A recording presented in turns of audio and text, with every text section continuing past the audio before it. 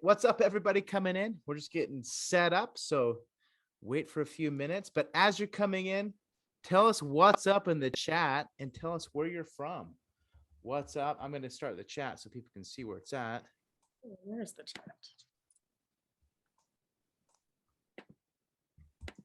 Wow, I can't type today. So what's up, more people? Where are you from and how much are you paying for gas right now? Yeah, and how much? Yeah, that's a great question. How much are you paying for gas? How much did you pay for gas this week? Genevieve, this morning paid. Yeah, you just went to the gas station this morning. I had to wait 10 minutes and pay $4.43 a gallon. For $4.43 a gallon. Okay, last night I filled up my motorhome because I'm going to motorhoming after this today. Yeah. And I think I paid $4.50. $5.58 a gallon. Holy cow. Where are you at, Matthew? Where are you at? $5.85. I guess I can't California. Yeah. Wow. Yeah. So those of you just coming in, say what's up in the chat. Tell us where you're from and how much you're paying for gas. Just start with some mutual pain, right? Yeah, let's do it. Bonding for all of us today. Oh, that's right, Genevieve. You were just at the gas station. Yes. $5 for your diesel truck, Ben? Yeah, it's ridiculous. I'm glad I work from home now. I only work 10 minutes from the office, so it's not bad either.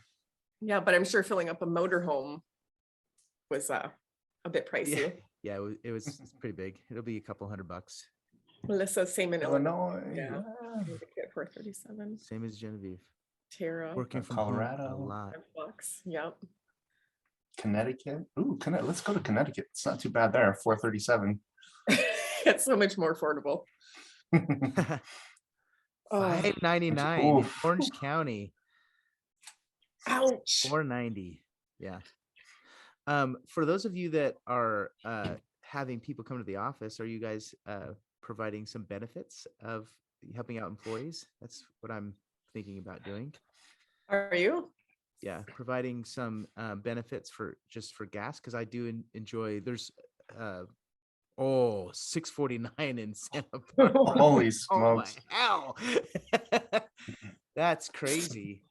Yeah, I'm thinking about Justin and I were thinking about doing some benefits for our employees. Yes, cards or something. Mm-hmm. Yeah, because I think that's really important. I'm a big coach. She just got that from her boss yesterday. Oh, awesome! Cool. That's so awesome. Yeah, that's what we've been thinking about doing here at Boom Cloud, because I really enjoy seeing people in the office, and I think I'm a big culture geek, so for some reason I'm a people person too, so I think it's really important. Hey, John, I was just in your neighborhood 2 weeks ago. Where does he live? In Utah? Or were you out in? So in PA, right next to Scranton. You know where the office was, the theme of the office was based out of? Isn't that where President Biden's from too? From Wilkes-Barre? I don't know. From Scranton. From Scranton. Oh. I think he was born there. Was he? Yeah. I don't think he grew up there, but yeah. Nice, cool town there. Nice, small airport. I like that airport. I like that airport too. I used to go there a lot. I used to have 2 clients that I would visit at the same time when I would go there, and it's such an easy airport to get in and out of. Quick trip for you from Chicago. Who was the most here? Okay, we had, was it Santa Barbara was the most, $6.49. Wow. Mm-hmm.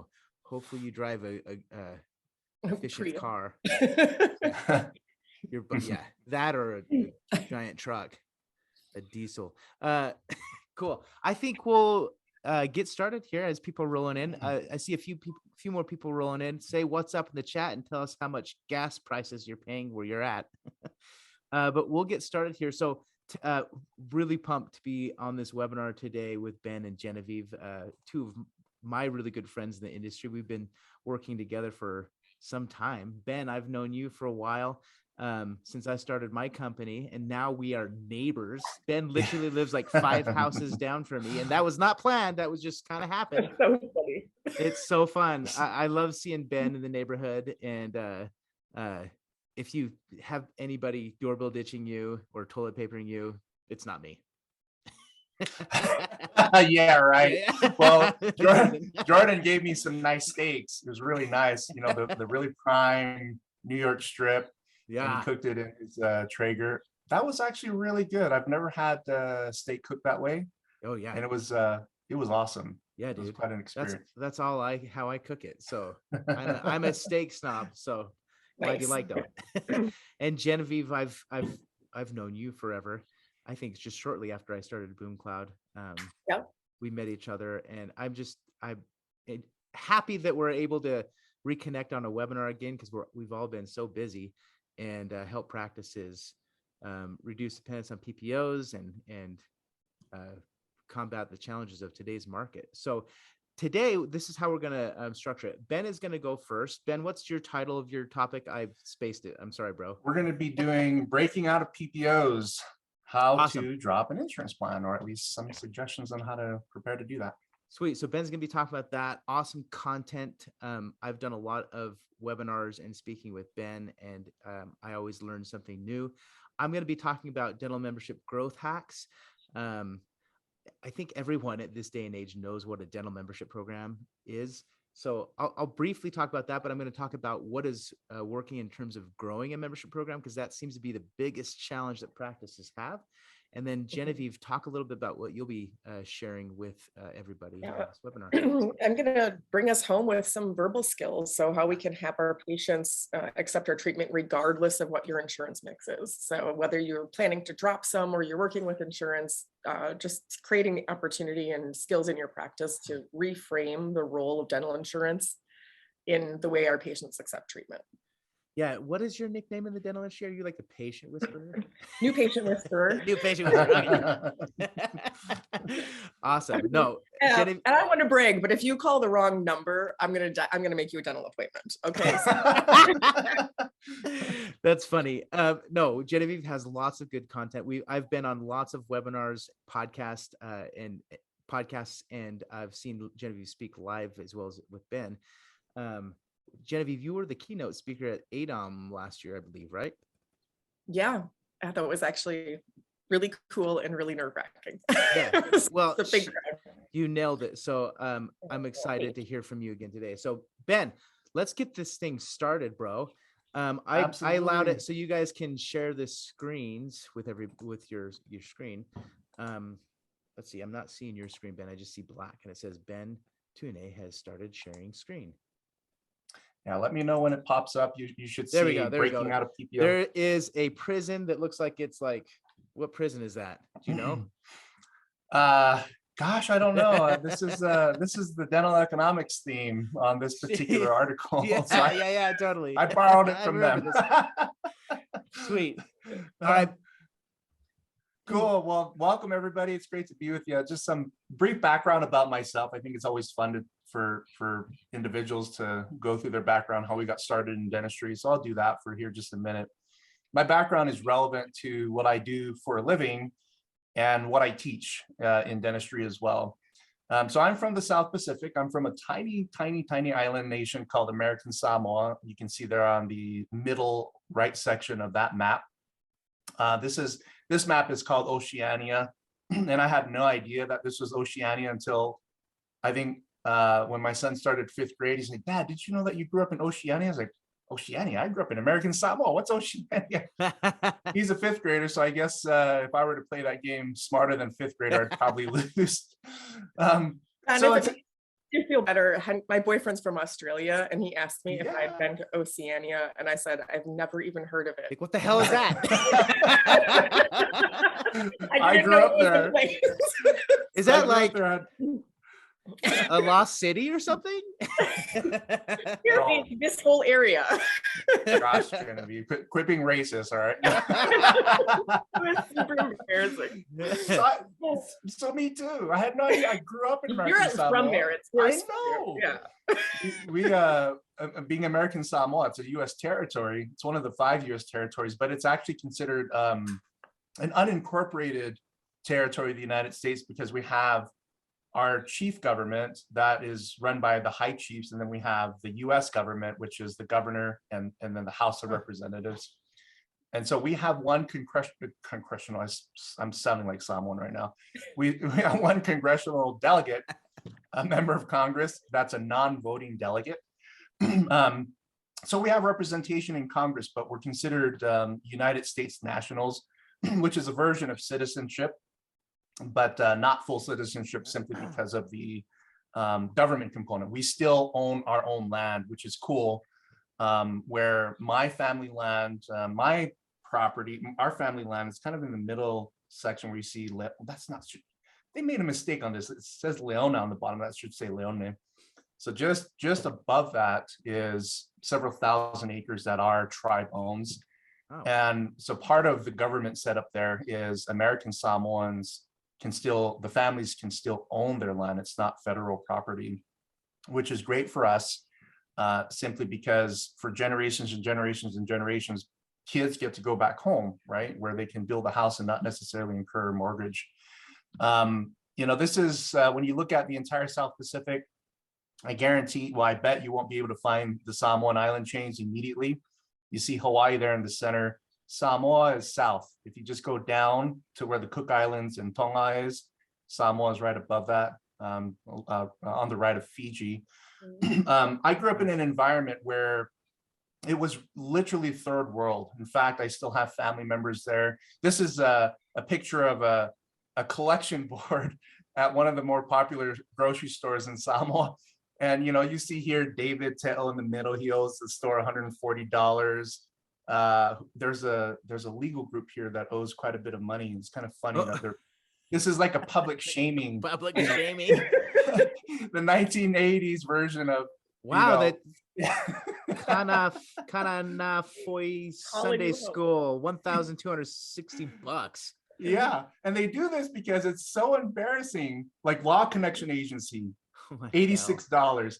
It's so embarrassing for people to be posted, on a public forum there where everybody can see. But for people that don't pay their speeding tickets, the police department posts their names in the newspaper in a long list of people. But this is the environment that I grew up in. That's hilarious. One. Here's so when are we going to start shaming the insurance execs? Yeah, we'll get to that here in a minute. So check out this one here, you guys. I mean, right? Read this. That's what I thought first time I saw it. Of course, you probably don't understand what I mean. No, I don't know what it says. No. Basically, what this says is that if you don't have a T-shirt, you are not permitted into this store because it is not pleasing to the sight. And this was the grocery store of the Kims. They're Korean, and they've been renting our family building for 30, 40 years. And I walk in this day and I go up to Miss Kim. I said, "So Miss Kim, if I come in and I don't wear a T-shirt, you're not going to let me in?" She's like, "No, you ugly. You get out here. You go. You wear T-shirt." She starts just yelling at me. And so the very next day, I'm thinking about how to give her a hard time because I have to go back in and buy more groceries the next day. I go in and I say, "Hey, Mrs. Kim, so if this guy walked into your store like this, would you let him into all the rock?" She kind of had a little out of body experience. Everybody loves The Rock back home because he's from Samoa too, or his family's from Samoa. And I said, "What about this dude? Will you let him in?" And she's like, "Oh, Roman Reigns. Oh yeah, WW11. What about this dude? Junior Seau, football player, well known." And he's like, "Oh yeah, absolutely. Let these guys in." So the next day I come back in without a shirt. And sure enough, she kicks me out. So I sent her a letter and I raised her rent because of that. Just kidding. But that's the environment that I live in. It's a very third world environment. In fact, this is a typical house. We call them fales. Wow. This is actually a very current home that a family lives in. You can see that there's sand on the bottom there. So I don't think you don't have to feel sorry for people like this because this is paradise. When you live like this, totally off the grid, you don't have a whole lot to in terms of worry. Kids like myself grew up in environments like this where we thrive. We come to the United States, we learn how to speak English, we go to college and universities, and we find our way, right? Knowing that where we came from, what a lot of people would perceive as a struggle, I sometimes wish I would go back to this environment to escape all this insurance BS, right? That we're all dealing with in today's day and age. But that's a little bit about me, where I came from, who I am. And the purpose of this particular segment of this course is how to deal with insurance companies from the perspective of firing them, right? Without your patients firing you. And Genevieve is probably one of the foremost experts on the communication component. That's why she's last, beast before beauty in this case, where Jordan and I are going to go first.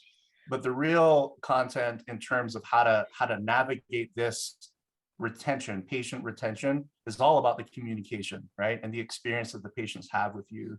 But I want to talk briefly about my why. I talked a little bit about my background, but what's the why? Why do you come to these courses? And I guess it's obvious, right? Why are you even in dentistry? Sadly, over the last couple of years, a point of pain with most businesses and most industries is that people leave, right? They're not coming back to these industries. And you ask yourself, why? Interestingly, people that have left dentistry a couple of years ago are coming back, right?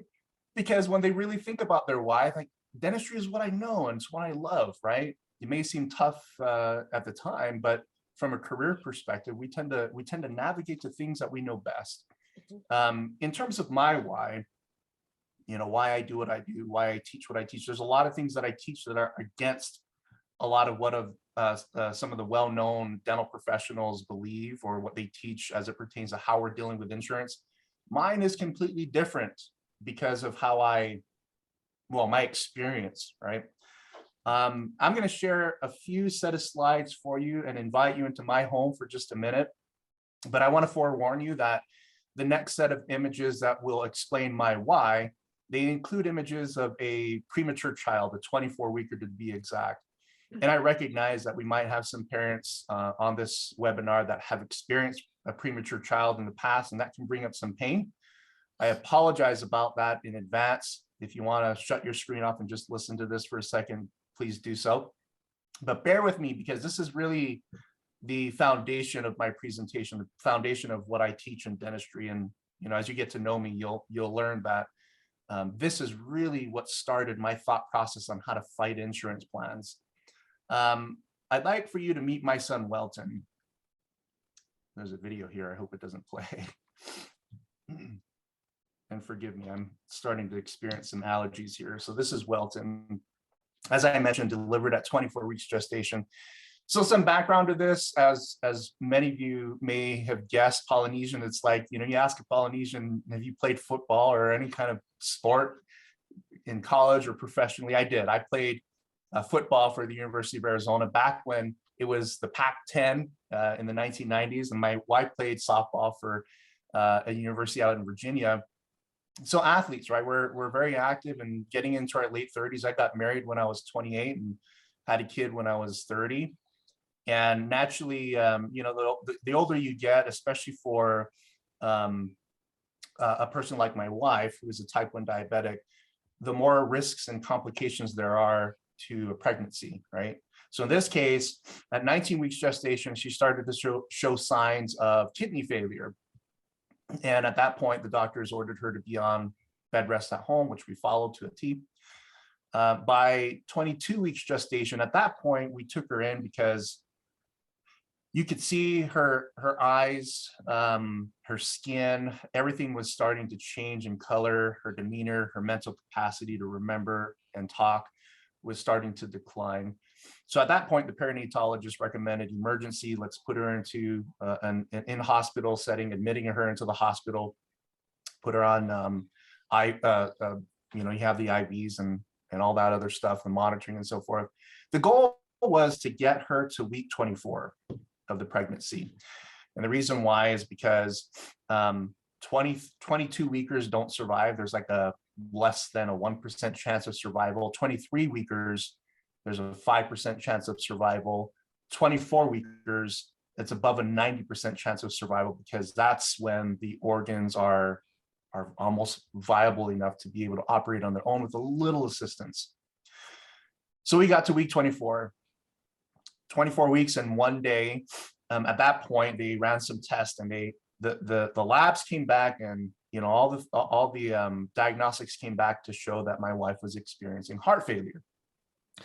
So in that moment, the OBs came in scrubs, and they said, look, we have to save mom. We have to save the baby.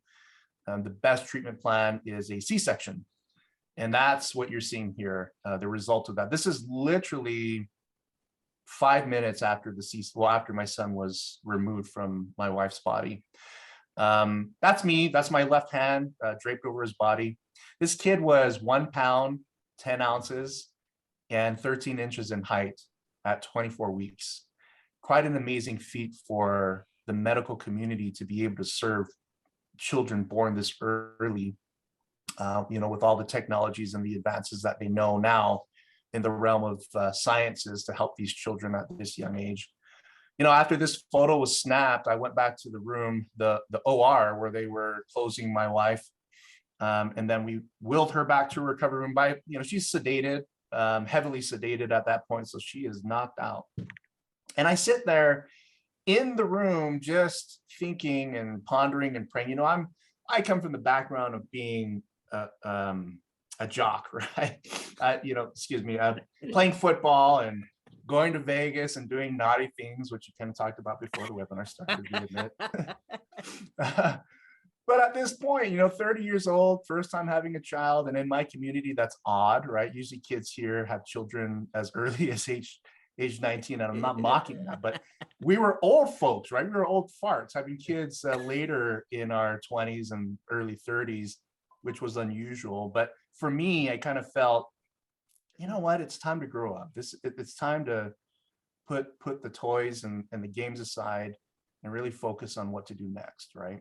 Be a man.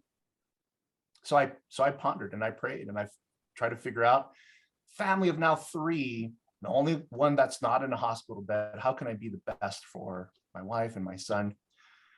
And into this experience in this quiet room, 11:30 p.m., dark, I hear this faint knock on the door. Gentleman opens the door and he's wearing business attire. He has a stack of documents. And I thought, okay, a clergy person is coming in to say a prayer, maybe. So he opens the door and he whispers to me and says, Mr. Twinkie. I say, no, it's Mr. Twinkie. Oh, man. Congratulations on being a first-time father. My name is so-and-so, and I'm the billing manager of this hospital. I'm here to give you informed consent about the next phase in your son's treatment. And that kind of shocked me because leading up to this particular event, informed consent always came from a doctor, right? Or a nurse or a technician, right? Somebody that was in a lab coat coming in that was involved in the treatment. I immediately knew that this person came in to talk about either insurance, right? Or money, which is the same thing when it comes to medical services, medical treatment.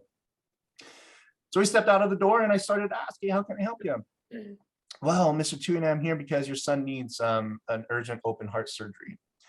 And the short and skinny about it, because it's so urgent, is that if he doesn't get this surgery within the next hour, he'll suffocate. His lungs will flood with blood, his heart will stop, and he'll be no more. So what the hospital is currently doing is they're sterilizing and the space around your son's incubator, right where you left him. And they're creating an operating room in that section. The doctors are scrubbing in, the nurses are scrubbing in.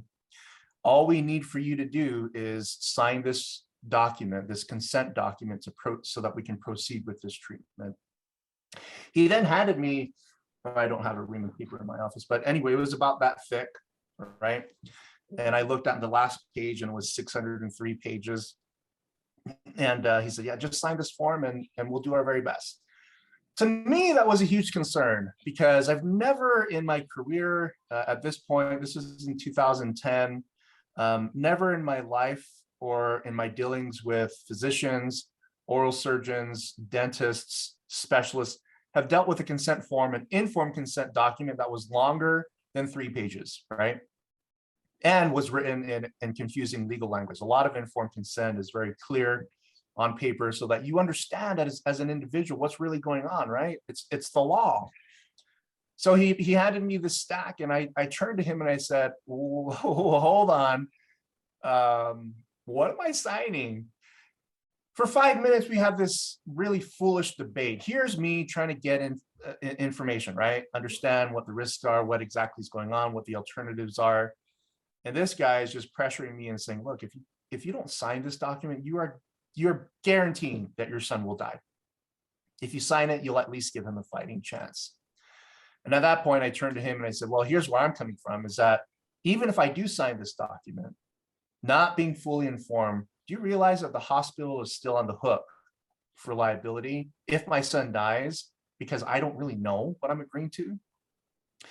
At that point, he caved, I guess, and gave in, threw in the towel. And he says, well, Ben, essentially what's going on here is that the neonatal cardiothoracic surgeons that normally deal in this type of surgery, they are considered non-participating with your plan. In other words, they're out of network. So therefore, they cannot be made available under your plan terms to be able to provide the surgery. However, we do have in the hospital that doctors that are here tonight, other doctors that have experience with this surgery that are scrubbing in, and by authorizing them to perform this surgery, you're essentially, giving the hospital permission to use those doctors. And I thought that was kind of odd. That kind of led me to the next question. Well, what's the success rate? What's the survival rate difference, right? So starting with the cardiothoracic surgeons, any guesses? Anybody want to throw in the chat what you think? What percentage do you think? And I know we don't have all the information, but just guess. 40%, 50%, 80%, 90, 100%? So cardiothoracic surgeons in this particular hospital, it was a 95% success rate. Pretty good, right? The general surgeons, and this is the part that, well, I'll just say it before I get into that. Essentially, when you got to the general surgeon's success rate in this hospital, their batting average, it was 15%, 1-5. And at that point, the whole idea of becoming a man just went out the window. The warrior in me started to come out, and I had to be very patient, because in my mind I was thinking, and I won't use profanity, I recognize that that's not always professional, but sometimes we're tempted to say it, right? Like I am right now. Situation warrants it, I think. Yeah, in my head I was like, what the F is this about? Why is an insurance company, or why is the insurance plan dictating my choices? Why are they eliminating options? How do they get to decide what a child gets in terms of quality care? And I conveyed some of that to the billing manager, but because of the urgency of the surgery that needed to be done immediately, I said, look, I'm going to turn this piece of paper over, blank page. I'm going to write high-tech insurance waiver. And I'm sure you're aware of the High-Tech Act that passed last year, right? Federal law applicable in all 50 states. I have a legal right to put insurance aside and pay for this treatment directly. You understand that? Yes, sir, I do. So I signed that document. I said, I want the cardiothoracic surgeons. I want the best surgeons possible. I want the best batting average, period. I want the best quality care. That's the end of the story. Can you help me with that? Absolutely. Gave him a credit card for collateral, and they proceeded with that treatment that day. So this is a picture of my son several years later, and forgive me, my computer is deciding not to be very cooperative, so I'll get to that here in just a minute. But naturally, yeah, the question of survival, yes, he did survive. So this is him, 3 years old, Tybee Beach, where my wife is from. I mean, look at those beautiful teeth, right? Those are nice arches. They no longer exist because he's 11 years old with adult teeth now. 2 years old, the Incredible Hulk with beautiful abs. Now, I'm not a dentist. I've never served as a clinician in my life at any extent, but this is my first ever extraction. I hope you're impressed. And this is him thinking he was in Vegas this night. Who knows? But, the point of the story is that when it comes to treatment, and don't worry, the screen is blank on purpose. When it comes to medical services, no matter what it is, dental services, medical services, it is my belief that the best care should be the first and only option, other than the informed consent part about what if I do nothing discussion, right? I think we get too hung up a lot of times on giving way too many options. I mean, for crown treatment, restorations, oftentimes, I mean, Jordan's seen this in his lab, his father's lab, where, you know, because of the insurance reimbursements are so low, oftentimes we're tempted to use the cheapest materials, right? Oh yeah. Jordan saw many lab slips with that instruction. Yeah. What happened? Tell us what happened, Jordan.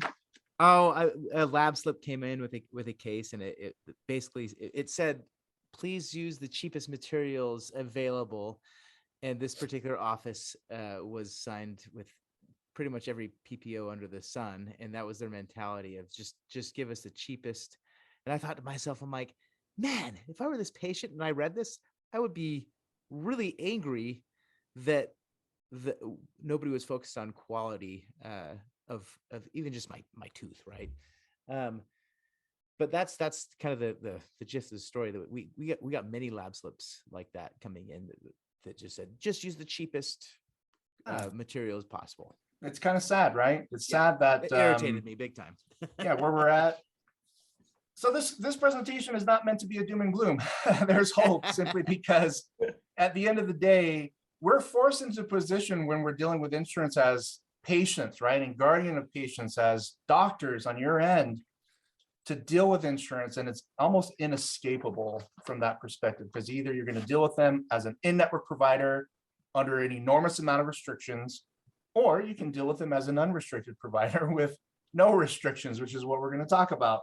But I want to go through something as it pertains to trust. You know, there's this real cool story about a guy by the name of Derek Hamilton, who was falsely in prison. In 1996, Derek was convicted of a murder that he didn't commit. During his 2-year decade stay, or 20-year stay in a heavily gated barred hotel, or in other words, a prison, Hamilton became a jailhouse lawyer. He helped many of his fellow inmates appeal their convictions.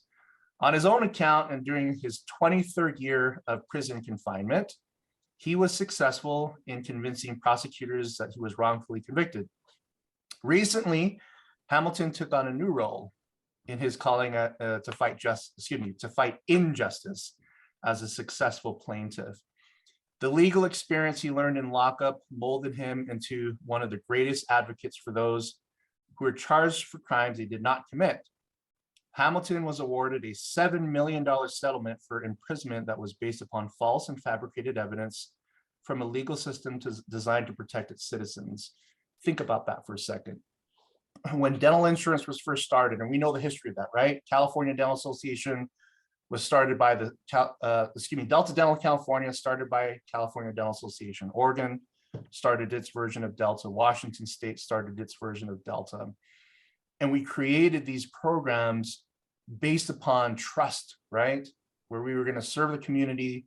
Doctors at that time received adequate compensation, or at least fair compensation back then. And this was in the 1950s, right? That whole fair compensation model started to disappear in the 1980s and 1990s, simply because the people that were running the Delta Dentals of the world changed, right? Where they were insurance brokers, or, you know, CEOs that were non-clinical. You know, you look in this day and age, and this is something that Jordan will share too, you know, inflation is 7 to 8%. We talked about gas prices, and this is another slide that I ripped off from you, Jordan. So thank you very much, kind sir. Anytime, brother. Yeah, we share a lot of content. We do. But, you know, the ADA and AGD is basically asking the insurance companies to help, you know, help with PPE costs, do something, you know, the practices are suffering, which is true. And then what happens after all this inflation happens, after the AGD, all the associations try to plead with the insurance industry? Cigna comes back and says, F you, mother effer. I'm going to give you a 15 and 36% cut, right? Yeah. Delta Dental comes in some states and they say, you know what, we're going to follow what Cigna says. Screw you, 10 and 20 cut for you, sir. And ma'am, Dentamax, 7 to 18%.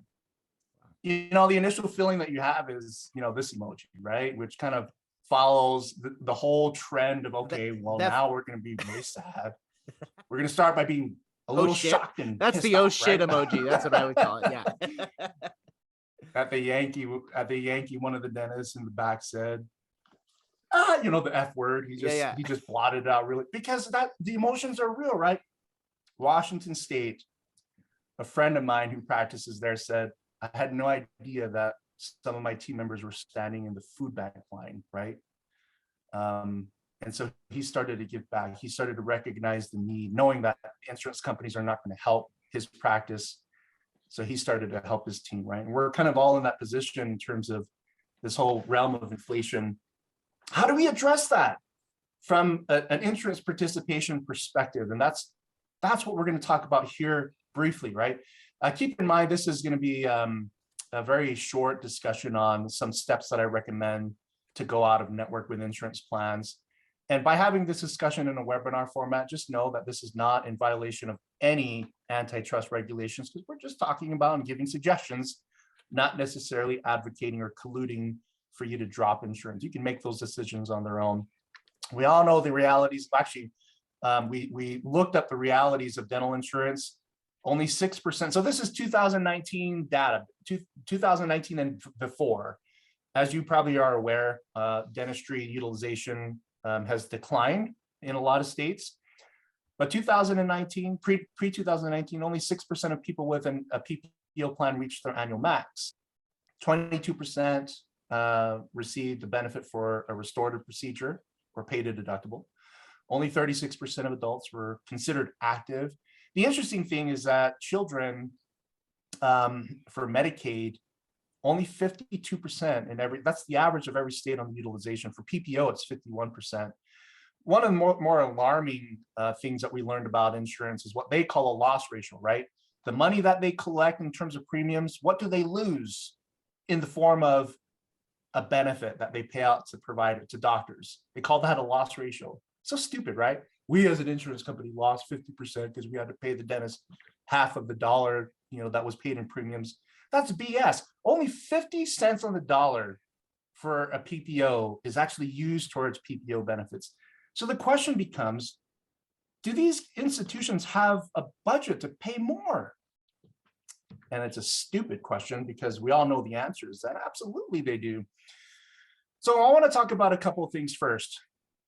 This whole idea behind why do employers and patients alike flock to the dental plans that have the most in-network participation?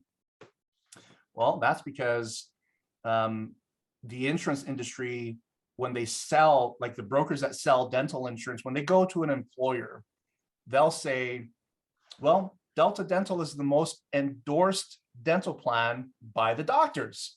So therefore, you should be buying a dental plan that is endorsed by the doctors. Why do the brokers do that? Well, that's because the number one most trusted professional are nurses, and in that category are hygienists and dental assistants, and then number two are doctors. In the category of doctors, dentists are number 5, right? You're consistently in the top 5 to 10 most trusted professionals, according to the Gallup polling. And you talk about where the insurance industry is. Holy smokes, they don't even rank, right? And Congress. Yeah. Sons of bitches. Anyway, that's why they say that go with the plan that's most endorsed, is simply because that's a way for the insurance industry to lease your credibility, to lease the trust that the public already has in you. I'm going to skip that video. So here's a case study behind dental plans that are most popular in most states that coincide with the largest number of in-network providers. Of course, we all know Delta, Blue Cross, United Concordia, especially in military communities, MetLife, and Aetna. Sometimes Cigna, if you're in Texas, where a lot of the school districts use Cigna, and every doctor in those communities are in network with Cigna. The point is that we are the ones that tend to mistakenly give the insurance companies the authority to make these fee cuts, simply because whenever they do these fee cuts, there's not enough protest, right? There's not enough of a protest to take away that quote unquote endorsement. By the way, who endorses insurance plans on the clinical side of dentistry? I don't know anybody that really does. This whole relationship between doctors and insurance carriers was initially founded on the basis of trust and teamwork. but it's no secret that the insurance industry is the one that's really benefiting. Here's an executive list. Delta Dental of Washington, the guy on the top. This is your public shaming board now from. Yeah. And this is actually public information. Why? Sure. Delta Dental of Washington is a not-for-profit organization. So you're entitled to know this stuff if you're in the state of Washington or any state where Delta Dental is filed as a not-for-profit. But this is the pattern, right? Where you have people that work, or a person that gets $2.5 million, doesn't do any work. Here's a list of CEOs. What do you think when you see something like this? By the way, these are base salaries. These are not the bonuses. When you add bonuses, Aetna CEO makes towards 50 million, $60 million, on some years. But the point of this is that there's a lot of money that's not being used. The loss ratios, as an example, right? There's a lot of money that's not used by the insurance plans on actual benefits, which were, if I were paying for dental benefits, knowing that half of my contributions for my employees is half of it's not going towards benefits, I'd be pissed, right? You know what, Ben, this Matt just commented in, it wasn't public, so I don't want everybody to see it, but he's pointing out that a lot of people who are listed as endorsing dentists are retired and dead. And that insurance don't take them off the list because of exactly what you're saying. It provides them credibility that they have all of these participating doctors that might not even be true. Spot on. Interesting. That is another trick that the insurance company uses, is they will retain doctors. They'll choose to not re-credential a doctor that's retired or where the license expired. They're like, oh, well, we'll just overlook it and clean it up. Maybe 20 years down the road, we'll remove that. Oh my. Leave it on that list. Yeah, but that's another trick that they use. So my suggestion, let's cut out these insurance plans, right? They're toxic, they're poison, but I get it. I get that when we have discussions about dropping insurance, we get nervous, right? We're always afraid of patient attrition. So here's a few steps that I recommend. Before you even drop an insurance plan, these are things that I recommend that you do. Step 1, insurance profile. I recommend, now when I'm using the Fair Health database, if you want to Google Fair Health, you can check it out. I recommend the 80th percentile for Fair Health. And the reason why is because most insurance plans like Aetna, MetLife, Guardian, Cigna, they all have an agreement with Fair Health to use either the 70th or 80th percentile. And what you'll find on the Fair Health website is that their 80th percentile comes out to, so the NDAS database, about their 65th percentile, and the ADA's percentiles are pretty close to that, around the 65th. So you're not necessarily overpriced when it comes to setting your fees at the Fair Health's 80th percentile. My pick for a paid fee analysis is Benco. What they put together for their clients is phenomenal in terms of helping you assess not just where to set your fees, but what impact it can have on a long-term basis. You can buy a fee assessment from feeestimator.org. And by the way, I'm not a paid spokesperson for any of the organizations that I recommend. I just recommend them based upon my experience on what works best for even clients that we serve. Feeestimator.org, if you buy something from them, it's just a straight percentile, right? I recommend contacting, if you want to have a more in-depth analysis, Benco is a perfect partner to ask for that type of fee analysis. On Fair Health, this is what you see. We'll just quickly go through this for the sake of time. Now, the out-of-network insured pricing in the middle right section there, the out-of-network uninsured price, that's the 80th percentile. If you read through the website, you'll find that for a porcelain ceramic crown, 1512 in this particular community in Seattle, Washington is considered the 80th percentile. As I mentioned, the Benco reporting is far more in depth. You get something like this, and there's like 10 other pages that come with this in terms of an analysis. And this is against the NDAS, which is very, very effective as well in terms of fees. The point, folks, is that it's so important for you to assess your fees now, right? Especially with inflation. And if you go out of network with certain plans where they're willing to compensate you at the 80th percentile out of network and you're at the 40th percentile, you're going to be losing out on a lot of potential income there. Part 2 is how you are contracted with insurance. Sometimes you might find that the Dynamax contract governs MetLife, Aetna, Emeritus, and a bunch of others, it's important for you to sort that out, right? And that way, when you terminate these plans, you know exactly where to go, and you're not wasting a lot of time trying to cancel Aetna by talking to Aetna directly when your Aetna contract is actually through Dynamax, right? So get with your team members and put together that assessment on, hey, who are we in network with? I have to tell you, it's amazing how many offices literally don't even know who exactly they're in network with, and Yeah. Yeah. people that they have posting EOBs have no sense of whether or not what they're looking at is correct or incorrect, or hey, this should have been processed under this different, like they have no Wow. awareness of it at all, and there's no master list, and there's nobody in the entire office knows. Somebody who was an office manager 10 years ago set it all up. Well, Like, it's kind of crazy. the crazy thing is too, like with these umbrella, you call them umbrella policies or leasing agreements, Ben, is that what this is? Yep. That's what it also makes it so complicated running practices, and kind of seems scammy. Yeah, you have to have your ongoing list, right? Who is MetLife really paying under? If they're paying under Dynamax or Maverist or Carrington Platinum, you have to straighten that out, just for the sake of like what Genevieve and Jordan said. You just have to know how to manage these things. And if they underpay you, which is happening quite a bit, you'll know, right? Mhm. But for the purpose of dropping insurance, putting together this assessment is very important. And the reason why is when you read further on the Fair Health website, you'll find that Aetna has agreed to follow Fair Health's 80th percentile, so on and so forth, with Cigna, Guardian, and MetLife. And so that kind of begs the question, you know, when you assess and research how these insurance companies pay out of network, which one should you start with? For me, in most communities, it's MetLife. In many other communities, it's Aetna. But the four top out-of-network paying plans in the country are MetLife, Aetna, Guardian, and Cigna.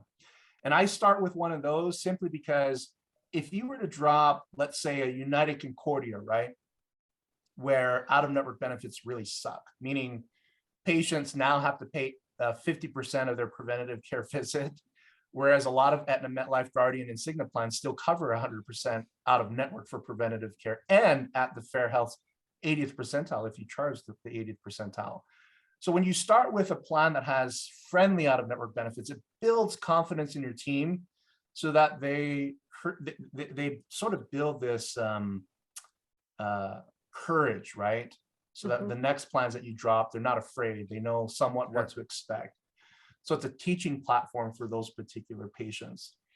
So in terms of this initial analysis, you know, where to start, I would look at one of those four plans as a teaching platform to drop insurance if you're on any of them.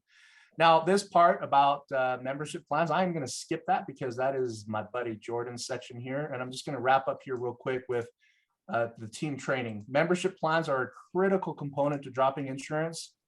And once you put that in place, you know, training your team and getting them ready to maximize your membership plan, but also to retain patients is going to be very, very important.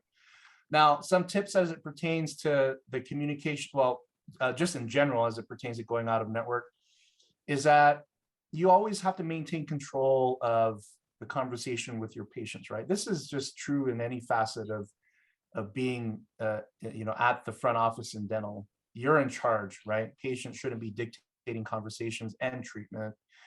There are a lot of bullies, a lot of patients that no matter what, they give you a hard time, and dropping insurance is a perfect way to weed them out, right? not necessarily have to deal with them on a long-term basis. And then the other part is I like to spice up the language, which Genevieve is going to talk about here in about an hour or so. I use unrestricted, but I also clarify, I tell patients that unrestricted is out of network, right? But our focus is quality care. I've talked to so many doctors in the last couple of weeks that have been through this journey of going out of network, and they've all agreed that the quality care discussion with patients matter. Now, of course, this is being recorded where you can re-access this later.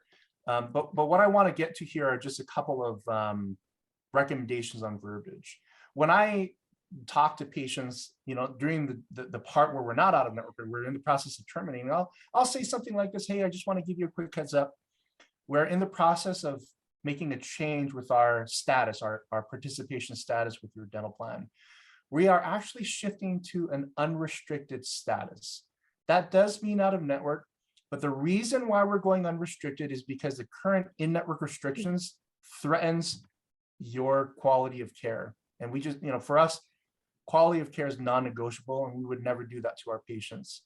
So as a result, within the next couple of months, you'll get a letter from us, and that'll kind of explain things in further detail about our journey to go to this status to protect you as our patient. We just want you to have the very best.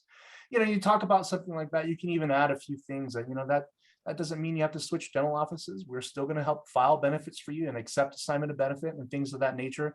But at the end of the day, I always close with, this is designed to make sure that you get the very best care possible.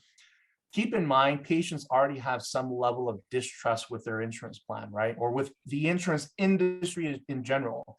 And some of you may be thinking, well, that's not true, because when Susie Q calls Delta Dental, and then Delta Dental calls me and says I shouldn't charge that to the patient, now this patient gets upset calling me a fraud. Well, the reason why that conversation with Susie Q started in the first place with Delta Dental is because her HR department said Delta is endorsed by the majority of the dentists. So therefore, Delta is the best way to go in terms of dental treatment.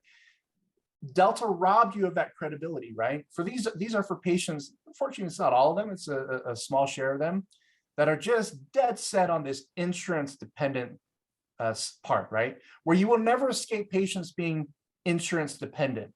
And frankly, from what I've seen, and Genevieve and Jordan can talk to this a little bit more, is that when we go through this journey of dropping insurance, especially with MetLife, Cigna, Aetna, as the first insurance plans to drop, the patient attrition is usually less than 10%. When you implement good communication policies, which makes all the difference in the world of retaining 90 to 95% of patients versus retaining only 50 to 70% of patients. The communication component is the difference. Now, on all these, of course, you're welcome to email me for this, at least my recommendations on the scripting.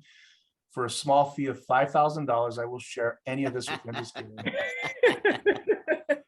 The price of admission is free as it pertains to me sharing. I have some of the same stuff too, so we can, and I can send it off as well. So Hey, Ben, absolutely, it is critical to drop it. Here's a question for you, Ben, real quick. Yeah. From Melissa. Hi, how you doing? Hi, Melissa. Do you recommend, when dealing with a DSO with multiple offices, that we would drop an insurance plan at all locations at once, or would you recommend keeping one or two offices that maybe need more patients and funnel patients to those offices? Good question. Yeah, for DSOs, it's a little bit tougher to institute a global policy in that state to drop insurances all at once.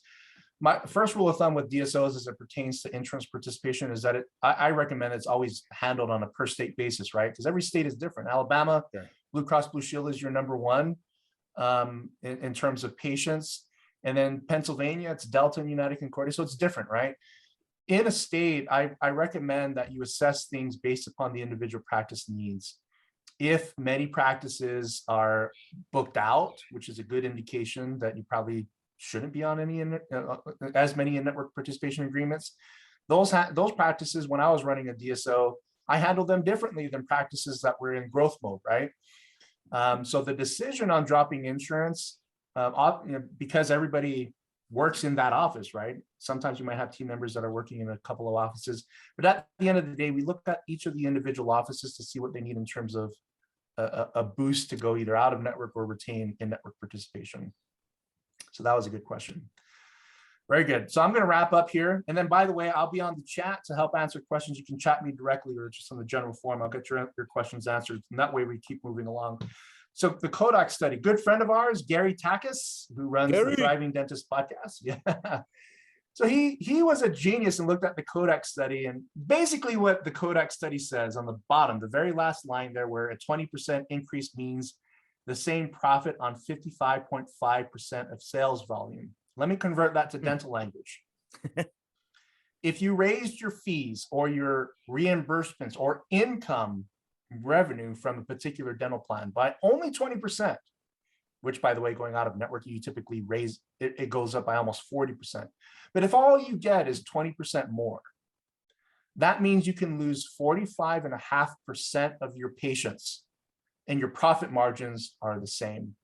From a revenue perspective, and we see this consistent with almost every dental practice, when you drop a plan like MetLife, you could lose 33 to 37% of your MetLife patients, and you're at a break-even point in terms of your revenue. You're making the same revenue compared to seeing 100% of the patients under the big steep in-network discounts.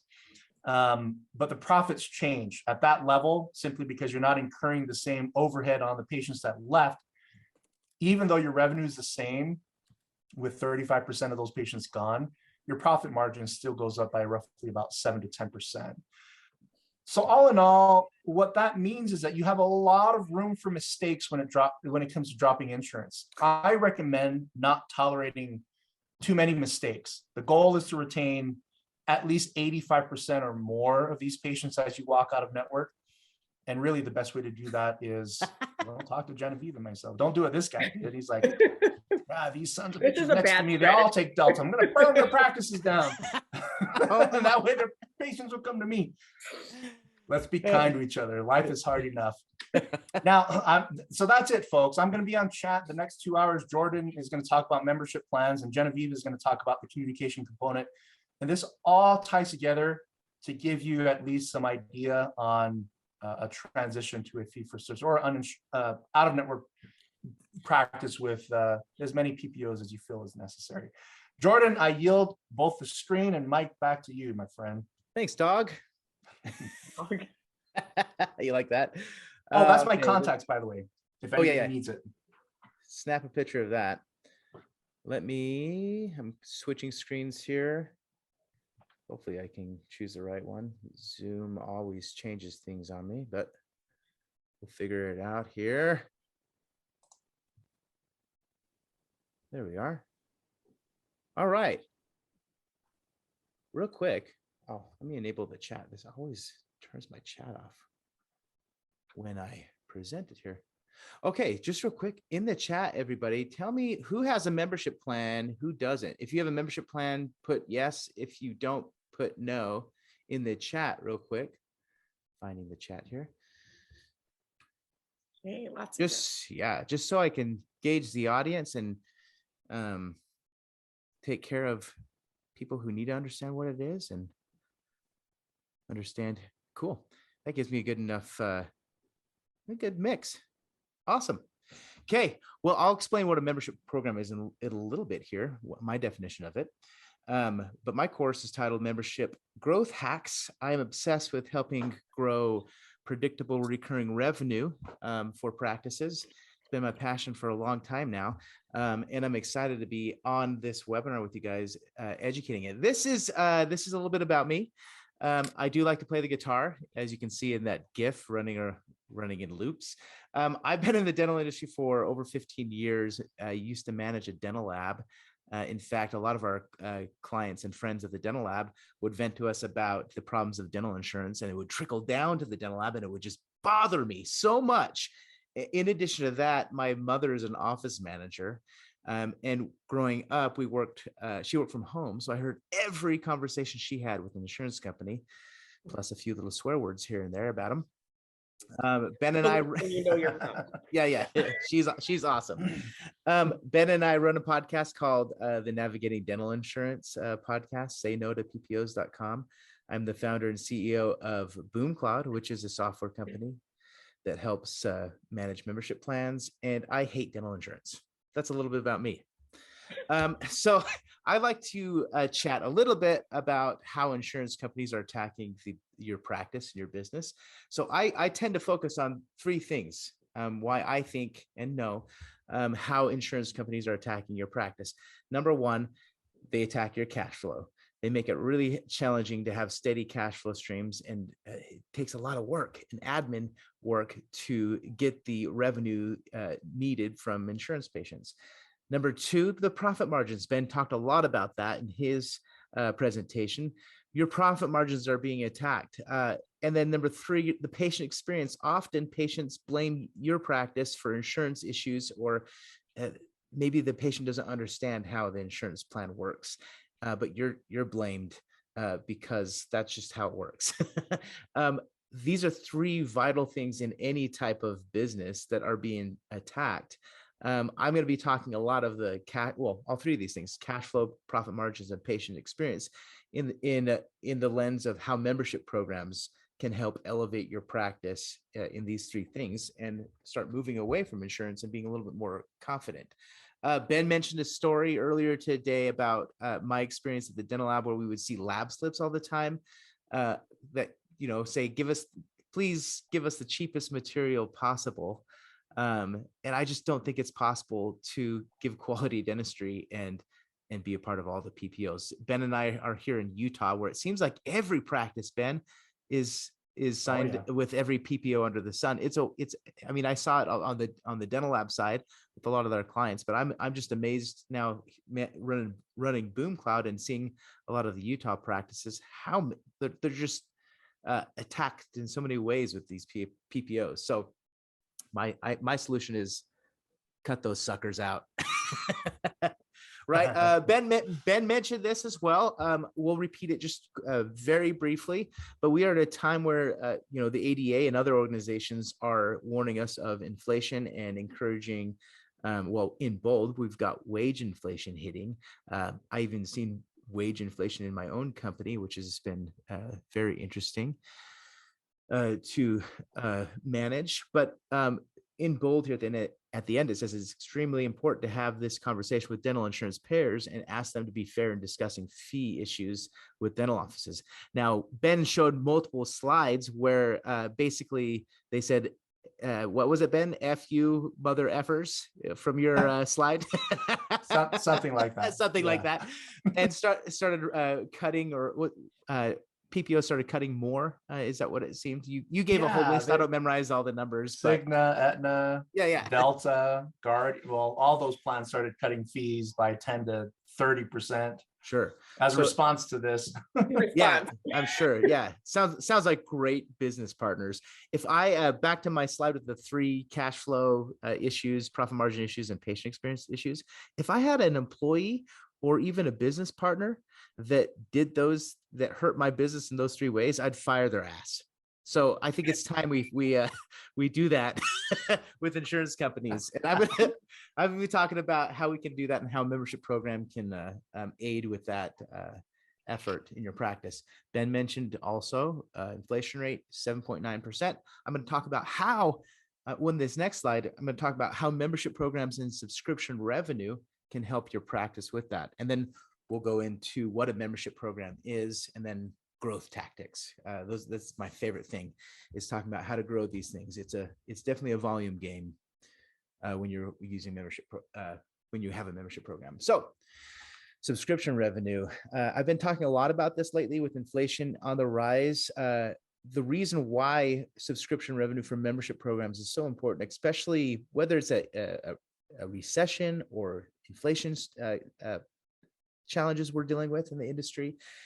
Recurring revenue is really easy to manage and to increase, where you can get revenue control. We're seeing this across the nation when practices have healthy membership programs with thousands of members, that as inflation rises, they're able to increase their subscription costs like that and have revenue control across a platform of membership patients be specific. Another cool thing that we see is happening is members buy more. So in a time where inflation is rising, some of the best strategies are to get recurring revenue and then to figure out how to expand revenue from your existing patients. And naturally, membership programs, patients buy 3 times more with your practice, or say yes to treatment 3 times more is probably a better way to say it. Improves the patient loyalty and the relationship. I'll do a poll here in a minute with some of the subscriptions that we're part of as consumers, and we'll discover what that does to us. But also, membership programs allow you to reduce dependence on PPOs, which is a profit increaser, as Ben mentioned in his presentation. Helps you increase profits, and then automating tasks and using automation in this day and age, reducing the human element of tasks is going to help during times of inflation. So there's lots of really cool things that we can do to combat this and to increase profits. So I'm going to skip a couple slides and go right to membership 101. So for those of you that don't have membership programs, this segment is for you. For those of you that do have membership programs and may be doing it a little bit off from my definition, this is for you as well. So my definition of a membership program, it's an alternative dental insurance managed and designed by your practice where patients pay an automated subscription, monthly or yearly subscription fee to get access to certain benefits and discounts or savings to your office that you design and you manage, right? A good example outside of dentistry is Amazon Prime membership. So if you have Amazon Prime in the chat, put an A in the chat. Or Prime, whatever you want to do. So A or Prime. So if you have Amazon Prime, put A or Prime in the chat. We'll see this go. Yeah, it seems like A. Does anybody not have Amazon? They would be in the dark ages, it seems. Yeah. Yeah. I think I have 3 subscriptions. One for the business. My wife has one and I have one. Okay, for those of you for those of you that have Amazon Prime, did you realize after you joined that you started spending more with Amazon? If that's the case, put $ in the chat. If you started spending more after you joined Amazon Prime with Amazon, put $ in the chat. Oh, who was that with the $1,000? That was a lot. I think Brittany and I might be in the same Brittany, club. what's up? We're friends. We're total friends. That's awesome. I sometimes forget what's in my packages. So do I. Like, and at my door, I'm like, what is this that I bought? Yeah. It gets I pretty start stealing crazy. your packages, Jordan. I bet you wouldn't even notice if I stole your packages. I'm sure you wouldn't. So enjoy the products that I bought. driver gives my dogs treats. Yeah. So this is what I call the membership effect. People spend money when they're subscribers, right? And they enjoy doing it. Obviously, we just witnessed that. We can say the same thing with Costco memberships. We can say the same thing literally with every membership program in any category that we buy from. When you subscribe, you buy more. And we found the same thing in dentistry. And this is a wonderful way to increase profit margins and provide value to your patients. It's a win-win situation. And at the same time, when we're battling inflation, it's a great way to combat the inflation problem that we're seeing, because subscribers or members spend more. They say yes more to treatment. They feel like they're getting great deals and they're getting taken care of, right? So my Amazon driver knows me by name. That is awesome, Brittany. I feel like That's so rad. About humans that walk out of Costco with like one thing. Do you ever see a person in Costco where like they go in and they buy one thing? It's rare, but I feel and you're looking at him like, what are you doing here? Kick him out. You don't go into Costco to buy one thing. That's just weird. Yeah. Hey, did my microphone turn off? Can you guys hear me? I got alert. Okay, cool. Just checking here. Okay, cool. So this is an example of what a membership program typically looks like. Now, every demographic, every city is going to be slightly different, but this is typically what we're seeing in the industry right now, where practices are offering a yearly subscription and a monthly subscription. And I'm going to be focused on the word subscription. A lot of practices think they have a membership program, but they're not. The patients aren't subscribed. It's not auto-renewing, or there's no recurring revenue component to their membership program. Good example is a patient comes in and they pay $300 up front for the year to get their discounts, and then they only renew when they come back a year and a half later, which is, I don't classify that as a membership plan. That is a cash discount program, which is cool, but you're missing so many amazing benefits from recurring revenue. And I'll show you examples of what that looks like here in a little bit. But recurring revenue is one of the holy grails of business revenue. And you're missing out on that if you're not doing it this way with subscriptions. So take a snapshot of this. I think this is a good example to see what people are offering. People do get, practices do get creative as well. But this shouldn't, though. Just personal 2 cents. The simpler they are, the easier they are for your team to sell. And then the easier it is to grow your membership. I think. Exactly. I remember when I watch people get way, way overcomplicated with what they offer in their plan. I have seen a lot of that. I remember when I first started doing this in the early 2016, a practice came to me. They're like, I've got 10 membership plans that I want to I offer. saw I'm one like, with 7. whoa. I'm like, don't do 10, just start with 1 and then let's go there and then scale up if you need to. But I get how exciting it is for some people. So this is a good example. Take a snapshot of this. What we're finding though, recently, that a lot of practices obviously are in different demographics and have different situations. So we're finding that a practice can't just be like, yeah, just charge $300 with all these benefits and savings, and it'll be good for our practice and for the patient. We're finding that practice need to be really smart and look at the data of the location they're in, the demographic data, right? So in this example here, we've looked at the top 10 growing practices in the nation, and we found that there's some trends out of these here at BoomCloud, where a lot of the pricing for membership programs are being based off of the median income of the counties or cities that you're targeting. So if you can see here, I've got Palm Beach Gardens, Florida. I've got some demographic data here, but this is the number I want to focus on, where the median income of that location is, close to $88,000 a year. And you can look at the poverty rate too. That's also really important to look at, as well as the population size. The bigger the population size, the higher you can charge a membership program. So this is what we're finding though. The top 10 successful growing dental membership practices out there are looking at the median income of their location, and this is the range they're pricing at. It's 0.30 to 0.56% of the median income. So in this example with Palm Beach Gardens, Florida, the range would be around $263 a year to $492 a year.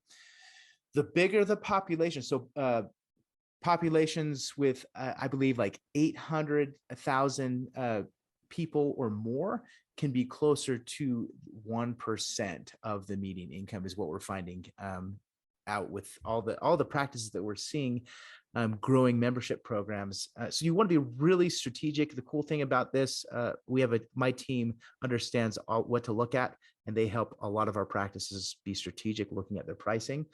A lot of membership plans out there just kind of use a box, like a plan in the box, and they don't really look at the demographics. The reason why I started talking about this is because we had a practice that was in a low population and a high poverty, low income state and city, and they were having a hard time growing their membership program. We looked at the demographics, helped the practice tweak their numbers, and boom, they started growing like crazy in their area. So it's really important to understand your demographics and who you're targeting. So that's my suggestion there with pricing. So the cool thing is the opportunity continues to grow for membership programs.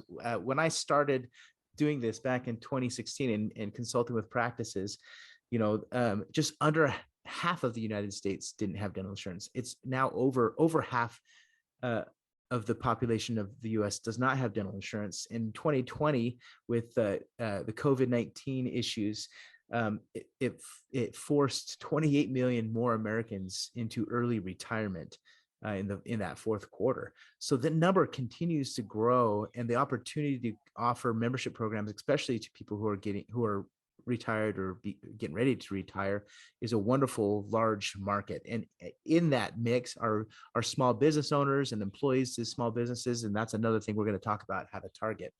So opportunity continues to grow. The longer I've been in this, it gets really amazing.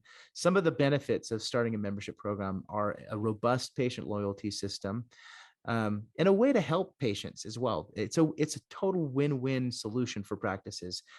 My favorite thing to talk about, it helps produce predictable recurring revenue. I managed a dental lab, which follows the cash flow trends of dentistry. And I've now run a software company that uses, what we teach, subscription revenue. And my journey through recessions and through market challenges has been a lot more pleasant than the days at the dental lab with a non-recurring revenue model. So I'm really passionate about helping businesses really figure this out and have it be a game changer for them. We all know that there's feast and famine months, Sucktember, I think they still call that. Recurring revenue helps with that. Recurring revenue helps increase the value of your practice over time as you build it and grow it. Gives you a platform to reduce dependence on PPOs. Patients commit with their wallets, so they're less likely to cancel. And if they do, that recurring revenue continues. And then, like I said before, members buy more. So that's kind of a high level recap of what we just said here. So what did John say here? Median income is, yeah. So I would look at that median income, and you may want to look at, John, in your case, you may want to look at what we call a discount only subscription plan. With that median income situation. And that's another really interesting strategy where you just offer a discount and a subscription and maybe a few benefits, but you can limit. The nice thing about membership plans is you can limit the offerings and tailor it to that median income. So thanks for sharing, John. That's very interesting. Would like to know the poverty rate and then the population size, because that will play factors into your pricing as well. Okay, when you think about a membership program is a sales funnel strategy, is how I typically look at it. You can use it as a patient attraction tool, use it in your marketing, your top line funnel to attract more uninsured patients, out of network patients, things like that. Patient retention tool. So once they become a patient, they join as a member and they retained, a retention strategy, which every business needs to have an attraction, retention, and an expansion strategy.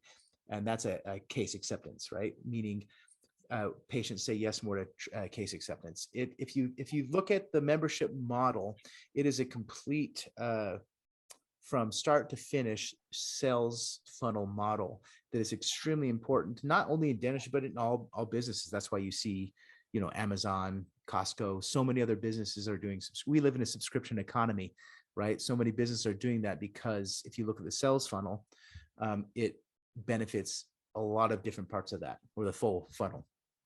So I'm going to skip that book and go to this book. This is my homework for everybody today. Grab this book. This is the book that it's called The Automatic Customer. This is the book that actually inspired me to create Boom Cloud to help our friends in dentistry create recurring revenue. But it does require a new mindset. When you create a membership program, you have new metrics to understand in regards to recurring revenue and cancellations and growth rates and all these things. This book does an excellent job in educating the practice manager and the practice owner on how to think about subscription revenue. It's really awesome. John Warlow is the author. He actually just spoke on Mark Costi's podcast, The Dentalpreneur. Awesome episode. I would encourage everyone to go listen to that. But he talks a lot about how recurring revenue helps with the valuation of your practice. So if your practice, getting ready to exit, your recurring revenue is something you definitely need to look at. Yes, but we all have Amazon Prime. Go buy this on Amazon. Honestly, I know it. Jordan insisted that I read this book like within a week of meeting you. Like, is that what I did? And I have read it, but I think it actually really is. Just to pipe in here, I watch mindset of a membership plan is where I watch a lot of doctors get hung up and that they get really scarce thinking about what they're giving up. They focus on the discount and they almost can't. I mean, for all the people I know that kind of haven't taken this leap yet, this is where they get stuck. And they're like, the people who already pay me full price, you want to give them a discount. And the fee for service offices tend to say that. Then I get a cleaning for free and it devalues me. And I watch them get really stuck in this cycle. And I try to assure them like over and over again, I've helped people implement this. And what happens in every case is their retention is higher, their pre-appointment rate is higher, and their case acceptance is higher across the board every time. I promise you it works. Well, and let's be honest, because that is a normal concern, especially from a fee for service practice. We hear that all the time. But there's something what I like to call give to gets. You're not just giving a discount for the sake of it. If you're doing that, I would definitely agree with that argument. but you have what we call a give to get. You're giving a subscription and they're getting a discount. So it's not a devaluation of your services, because it's a type of trade, right? You're offering the subscription, they're getting this. So it's not entirely like just a straight discount. To your point, Genevieve, of when somebody thinks of, oh, I'm focusing on the discount. It's like, oh, cool. But here's this other end of it that you're getting in regards of recurring revenue and increased case acceptance and all that fun stuff. It's a wonderful path. So thanks for chiming in there. I'm glad that I made you read that book. Read the book before you can be my friend. You didn't even talk to me unless you read this book. Yeah. I think that was kind of how it went, Have you actually. read The Automatic Customer? No. Get away. Call me next week. Call me next week. Yeah. One of my favorite quotes from the book, or one of the best parts about creating automatic customers through subscriptions, that you insulate yourself from the worst of a potential recession. I like to add that it also helps combat inflation because of the mechanism when you have everyone paying a subscription on one platform, and you can go, let's increase that by 5% or whatever percentage, and boom, the next month or the current month, that increase shows up in your bank account. So moving forward, I love cash flow. I kind of sound like a geek when I say that. I think my days of cash flow loving came when I managed my dad's dental lab, and cash flow was a huge issue. A lot of the practices were struggling with it too, and it just trickled down to the dental lab. It was a huge issue that I put on myself to try and solve for my dad's business, which eventually led to me helping practices solve it through membership plans. And I think cash flow is always the most important thing in any business, regardless. I look at some of these big businesses here in Utah that have all these big buildings, but they're floating on the backs of investors. And, when a bad economy comes out, those buildings will be empty. So cash flow is king in your practice. The fact that practice or insurance companies attack your cash flow is something to really consider and really fix. I know a lot of people may think cash flow may be profit, but it's not. Cash flow is just the timing of money, when it comes in, when it leaves. This is why I like membership programs, because you can design it in a way where cash is coming in right before payroll. So you got to get a lump sum from subscription into the bank account, so you can make sure you're paying your employees on time. When I managed the dental lab, having the cash flow issues, I remember this saying, hey, I can't pay you today, next week. Right? And as employees, you never want to do that to your employees. And this is why I love memberships and the subscription model. It's so predictable, and you can design it to where you've got revenue control for inflation purposes and payroll purposes, to make sure and ensure that you can cover the costs of your employees, because you never want to have morale problems with your employees, no matter if you're in a good economy or a bad economy. So that's why I love this strategy and how it can help your practice. Skipping that. Is Daniela, is that you? Hi, Daniela. Did I say your name right? I think I just glanced at it. She has a question. With a membership plan in place, how do you increase monthly or yearly fees to counteract inflation or otherwise? Do you send an email to subscribers, language to do so without subscribers drop the plan to increase fees? Yeah. So you want to have something in your legal agreement that states that you can increase prices. That's just good business practices.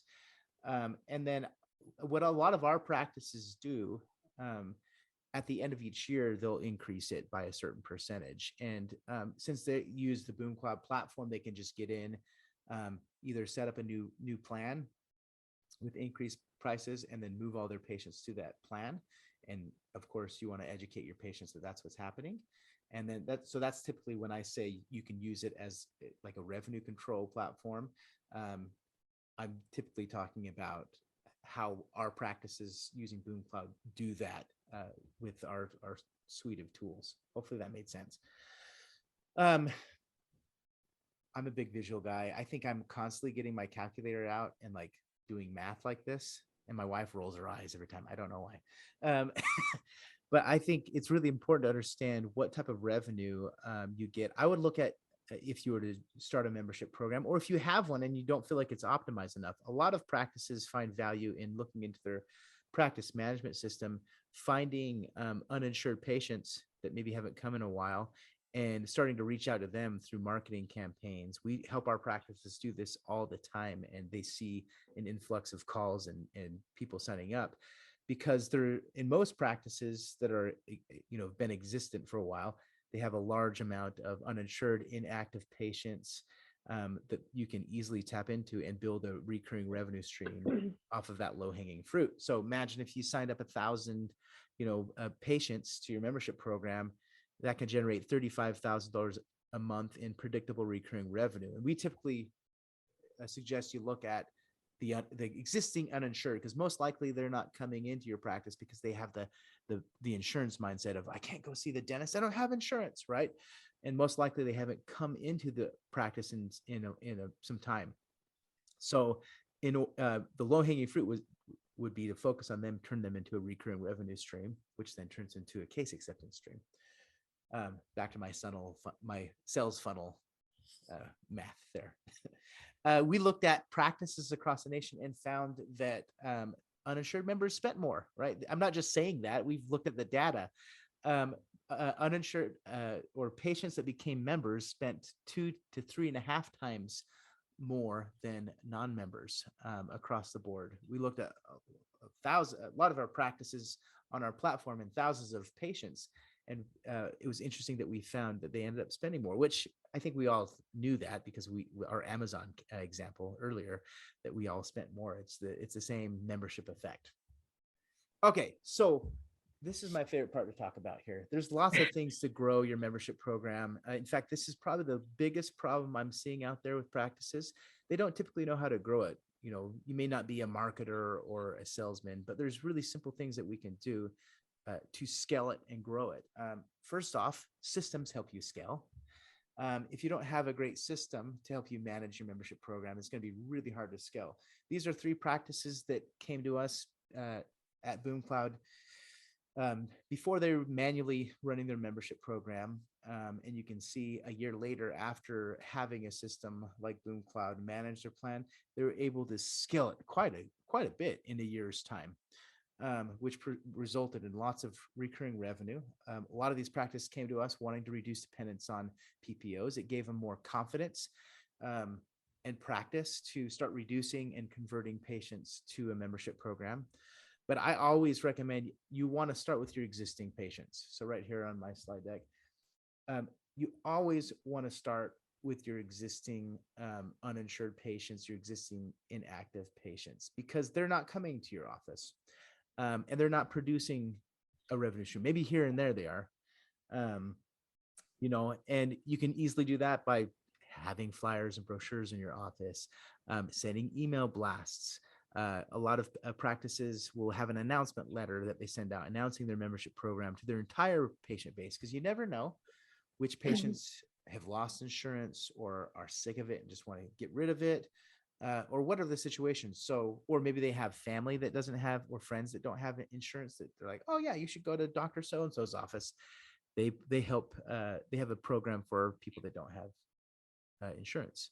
And keep in mind that over half the United States doesn't have dental insurance. I never had dental insurance, and still today I don't, and neither does my team. We actually, we provide, there's a dentist down the street that uses our platform, Dr. Anderson. Awesome man. I buy my employees dental membership program that work here at BoomCloud, that they all go see him. We joined his membership program. I don't like insurance. I mean, I hate it. You saw my bullet point early on my presentation. I hate insurance. So I'm a big believer in membership programs. I'm a member of a dental practice. So I'm not just talking. I'm actually a member. Another great thing is using the social media. What we have, most practices are on social media. I think it's a wonderful tool. You can do Facebook ads. A lot of the practices that I'll be showing you here in the next little bit have started with Facebook ads, targeting with direct mail. I think direct mail marketing really any type of marketing channel works as long as you have the right messaging, the right verbiage, which I know Genevieve will touch on there. Verbiage is king in regards to marketing and attracting patients. But a lot of practices have used direct mail marketing to target the 55 and up communities, people who are getting ready to retire or are retired. And they'll send direct mail marketing pieces educating that they can come to the practice without insurance, making sure you have information on your website that explains your membership program and allows people to sign up from your website using Google Ads. And then live presentations. I know lots of practices that have gone to like the 55 and up communities or even B2B businesses and presented to those types of potential patients to join membership programs. And that works really well because you're offering education with a solution at the end of it. So the next one I'm going to talk about. Did my mic turn off? Is it back on? No, I can hear you. You can hear me? Okay. Yeah, I keep getting an alert. Hopefully I'm sounding okay. So this is a new thing that's happening. It's been going on in the membership space for a while, but it seems to be becoming more and more popular. Is attracting small business owners and their employees to come and join your membership program, which I think I call this leveraged sales, meaning you're not selling, one-on-one from, a consumer model as they come in, which I think is great. I love leveraged sales, meaning you can go find a 20 location business, a 20 employee business, educate them on the benefits of joining a membership program and how the business will save money and retain patients in this interesting market we have, where what do they call it? The Great Resignation, where employees are moving and going away from their current jobs, and it's just a huge migration of employees moving around in an age where we need to focus on retaining employees. A dental membership program could be a benefit for a lot of these businesses out there in your community. But we're looking at this right now and helping a lot of practices do this. You typically want to identify an industry to target. And I have a target list on this other side here that are, I typically Bars. say that again. Bars is on your list. I don't know who put that. Somebody put bars. We've actually had some practices that have very success with bar owners and their employees because with the pandemic, they suffered quite a bit, and we're trying to retain people. But yeah, I know we would all like that, right? We wouldn't like a bar owner to come in. I'm sure you can swap some benefits there. So we're looking at a lot of industries and seeing which ones are more likely to join a dental membership program and get their employees on. So you want to identify an industry or a niche.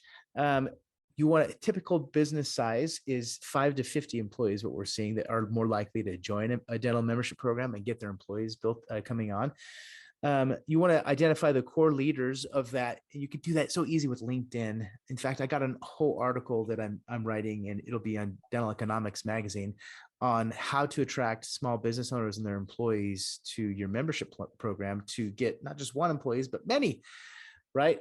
You can start an email list and a visit campaign is what we call them. So visit the local areas. We had a practice that targeted restaurants that did really well, signing up restaurants and their employees to their dental membership program. They just went around, visited all the local restaurants and got in contact with the owner and signed up all the owner and their employees. So it's just simple as just networking and reaching out. Right.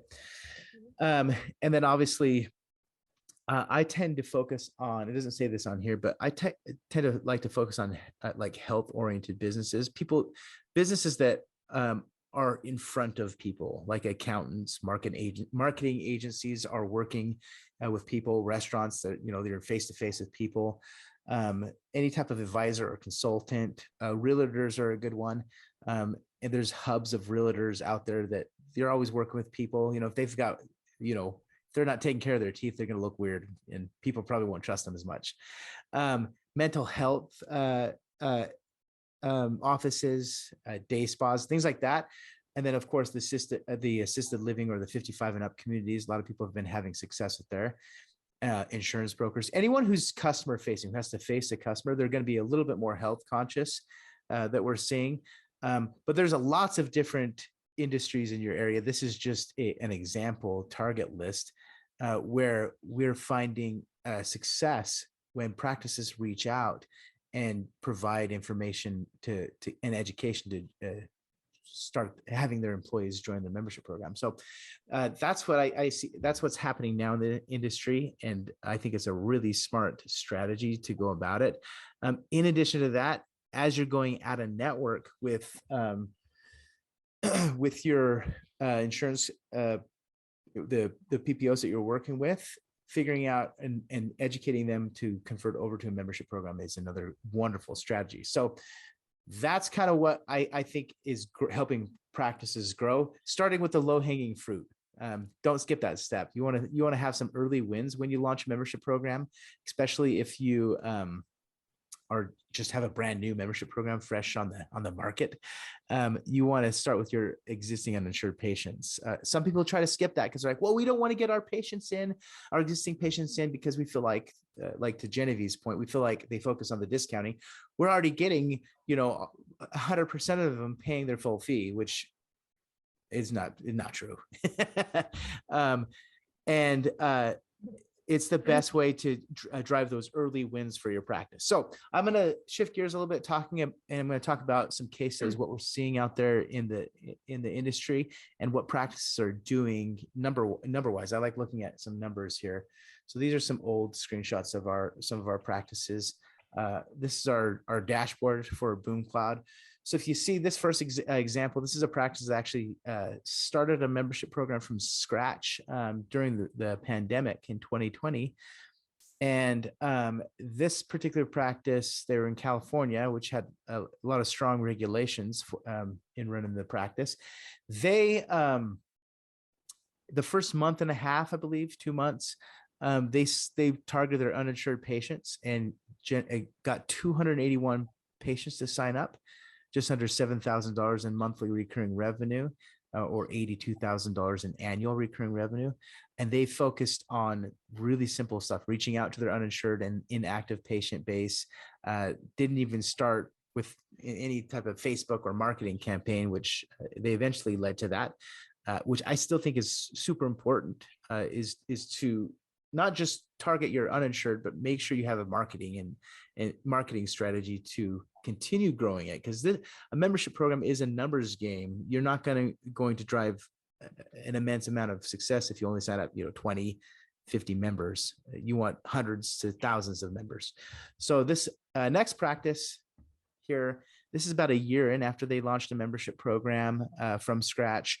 First thing they did, uninsured and inactive patients that weren't coming to the office, and then this particular practice used Facebook advertising and targeted 55 and up individuals, and invited them to join their membership program. So in a year, over 1,000 active membership patients. All these practices I'm showing you are single location. So if you're running multi-locations, it's rinse and repeat. Over $26,000 in monthly recurring revenue, over $300,000 in annual recurring revenue. And keep in mind, this is whether they do dentistry or not. Whether you go to Hawaii on vacation or not, that revenue is coming in for the practice, or whether you're shut down because of a pandemic or not, compared to that, talking about that other practice. So this is recurring revenue, passive income that's coming in, which is a wonderful benefit here. This next practice here, just under 2,000, way over 2,000 now. They use direct mail marketing after they attracted their existing uninsured patients. They use direct mail marketing targeted 55 and up communities in their local area and other markets, but that was the main thing they did. And they, in a year and a half, they generated about just under $50,000 in monthly recurring revenue, over $500,000 in annual recurring revenue. Once again, whether they do dentistry or not. Ben, question for you. In the insurance model, they have a very similar model, right? Subscription model. what is the usage rate of patients that use like a dental PPO plan? Is it like 50%, 40, under 50% that actually use it? Is that what you said? Yeah, it's 37% on average for adults. And for children, it's 51%.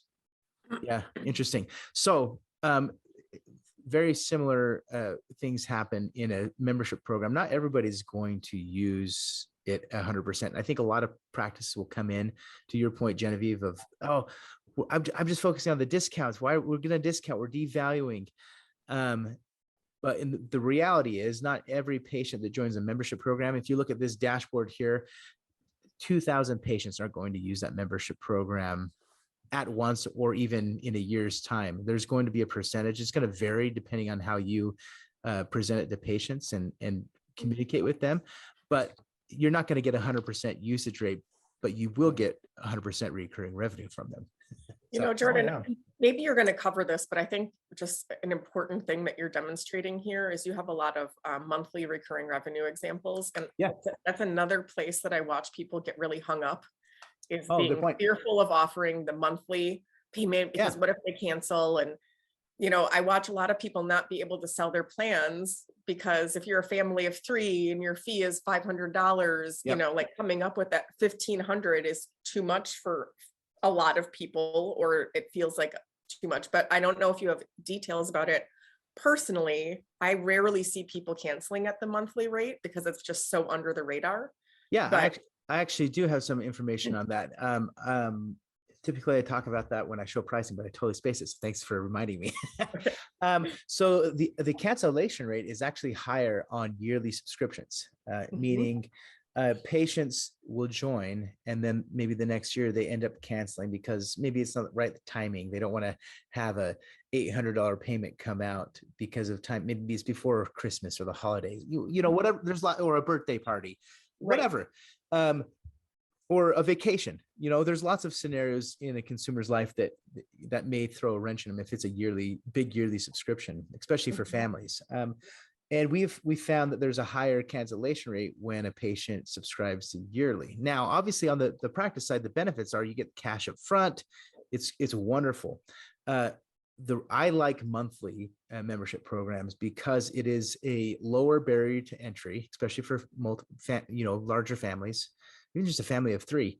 A lower barrier of entry. I also call it evergreen. It's an evergreen subscription. $30 a month, is not noticeable on a bank statement compared to, $300 a month or a year, $300 a year, excuse me. So there's some under the radar payments is what I call that.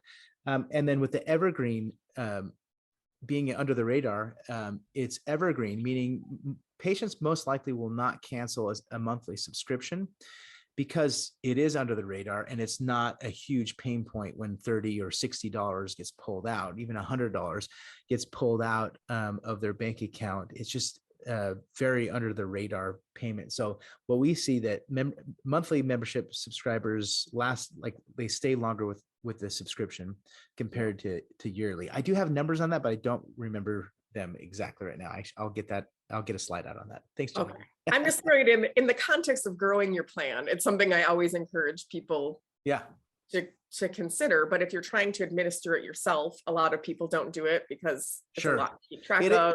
It is a lot to keep track of if you're going to do a monthly membership program manually. And I remember, that's one of the reasons why I started Boom Cloud, because one of our practices that I was working with in the early days, they had like over 100, maybe it was close to 200 members that the poor office manager, Lisa was her name. Her daughter went in high school with me. Lisa, she had a binder and she was flipping through it every day and making sure she's running payments manually every day, monthly payments. I felt so bad for her. And when we built Boom Cloud at the time, she was one of the first to join. She had lots of pain. That's actually better than a lot of offices who literally can't tell me how many members they have, or they discover it as that person comes in. So that's being in the topic of growing talking about growing a membership program, what you measure, you grow and you improve. And to that point, because I hear a lot of that too in the industry where practices are like, I got a membership program. How many members you have? I have no idea. Oh, Yeah. so you don't know how much recurring revenue that's producing, or even how much, if you have certain goals Because in it's your not practice, producing. it's probably not producing it because they aren't It's a automating it. discount. It's a cash discount. Yeah. Hey, So Jen or Jordan, I don't know if you guys are looking at this. Matthew's asking, can people use an HSA to purchase membership plans? yeah. On our platform, we allow HSA payments.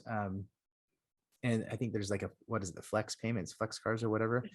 Yeah, absolutely. Patients they're purchasing services, right? Dental services in a membership program. A lot of exams and cleanings are included. So absolutely, we see that all the time, with patients that have those types of cards. That's cool. So yeah, it's used for healthcare. So by all means, use it if they have it. So great question. But yes, I do like monthly subscriptions a lot more. They both have pros and cons, right? There's some states like the state of Washington, for example. Ben, I know you speak up there a lot. The state of Washington doesn't allow practices to do yearly subscriptions. It's only monthly subscriptions. If you talk to the insurance commissioner, he's going to jerk you around a little bit and say you can't do membership programs, period. But if you look at the state laws, you actually can through the direct primary care laws, which encourage medical. That's because the insurance commissioner is in Delta's pockets. Yeah, I know. I've talked to them over there. Yeah, let's just say they don't like me. They have you on a dartboard. Yeah. Well, vice versa. I've got them on a dartboard. Anyways, so this is what these case studies are, what practices are achieving, and we're seeing more and more growth these days especially as patients move from job to job in this type of market, and businesses want to offer more benefits to retain employees. A membership program is an awesome solution for your local businesses. But this particular practice, back to this, they used it was direct mail to 55 and up communities, and that drove their success and their growth. So there's many ways to grow a membership program, but I would encourage you to pick one marketing strategy aside from attracting your existing uninsured and your existing inactive patients. And whether it's business, a B2B type marketing, or community type marketing with the local 55 and up communities, I would pick some type of marketing and focus on it and make sure it works before you do it, because marketing is an experiment. Not everything is going to work across the board and in every different market. So you want to make sure it works before you scale it. Right. So these are some examples here. Wrapping up, I would encourage everyone here to go schedule a demo, learn about how the BoomCloud platform can help your practice create, organize, and scale or grow your dental membership program, and automate a lot of the tasks that you don't want your office manager to do. This shouldn't be another insurance admin pain, right? Where we see lots of practices that manage a manual membership program. They're like, oh, this is so tedious and hard to manage, and they would rather manage, insurance. We want practices come to us because they want to set up the membership program right, and they don't want to give another job to the office manager, because we know how busy you guys are running and practices. I mean, my mom and my aunt, my mom is a twin. I'm a twin too. I need to start showing those pictures, huh, guys? And they're both office managers that have used our product over time, and would definitely do this than manual work. But what makes BoomCloud different? There's lots of platforms out there, and what we're focusing on at BoomCloud is exactly what we've educated you today. We have a team of revenue growth managers that help your practice grow. We focus on growth. We call ourselves the dental growth platform, a membership growth platform. And our team helps your practice to text campaigns to your uninsured patients, even some call out and outreach campaigns to your uninsured and inactive patients that express interest and help you sign up more members to your membership program. We're building some artificial intelligence, I call them revenue bots, that actually will help identify in your practice management system who your uninsured patients are, and actually automatically send them text messages inviting them to join your membership program, as well as finding maybe you're dropping a certain insurance company or a PPO contract and you want to educate those patients about your membership program.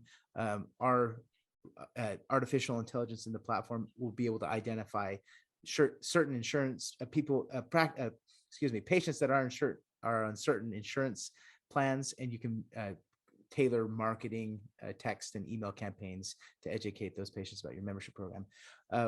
We have a business to business finder that we've built and are continuing to build in our platform, that actually you'll be able to type your zip code in and find local business in your area and automatically be able to reach out to them with some of our verbiage templates right inside of our platform. So those are some things that practices are really interested in, why, what makes us different in the marketplace compared to some of the other platforms out there. And then we do have a finance marketplace where, because we understand that uninsured patients may not, if they don't have insurance, they're going to need some type of financing option. So we've partnered with some banks and finance partners that can definitely provide a marketplace for your patients to accept treatment and help your practice give a whole solution, right? A sales solution from attracting patients to expanding and retaining and expanding case acceptance with your patients. So encourage you guys to go to boomcloud.com, click that bright pink button on our website that says schedule a demo, and schedule one with my experts. Here's a gift for coming and hanging out with us today.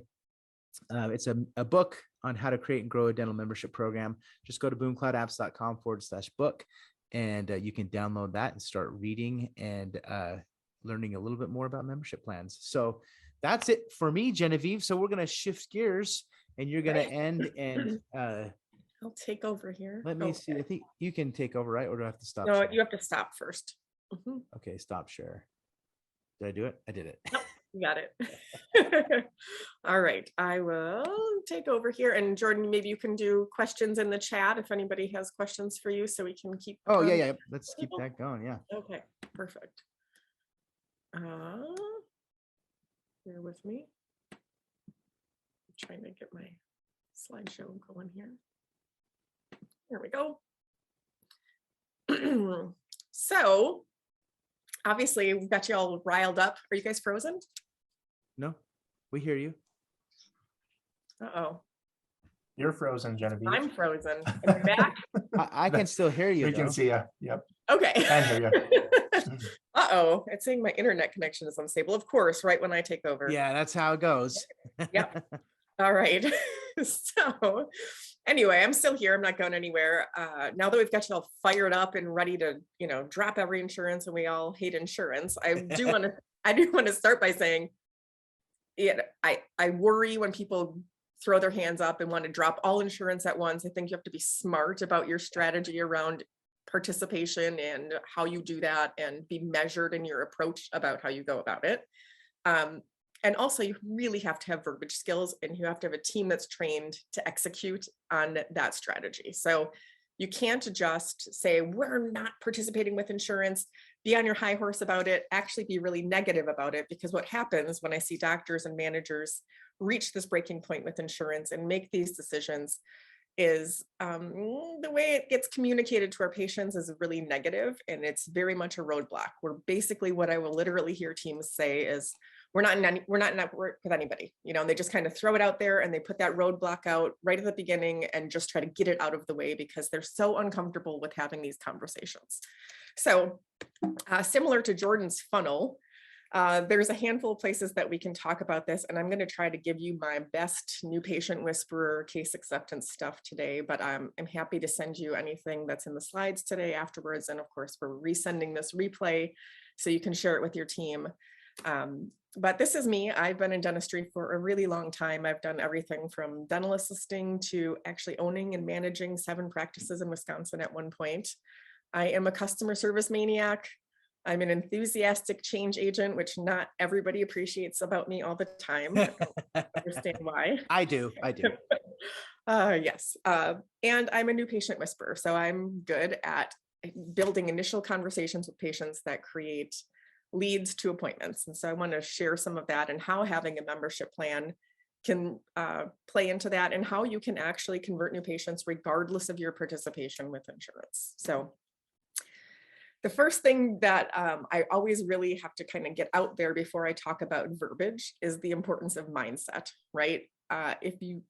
We like to believe that our patients have an insurance mindset, but I can tell you very much that our industry has developed an insurance mindset. And in many ways, we have actually taught our patients to have an insurance mindset. If you look at the amount of time your own front desk teams, or if you're on a front desk team, the amount of time that's going into your day of verifying exactly what insurance will pay for every single thing, and then communicating with specifics and over explanation about insurance. And then guess what, we're wrong anyway, and the patient still owes us $17 and they're mad, and it reasserts for us that patients only care about insurance and they want to know exactly what insurance covers.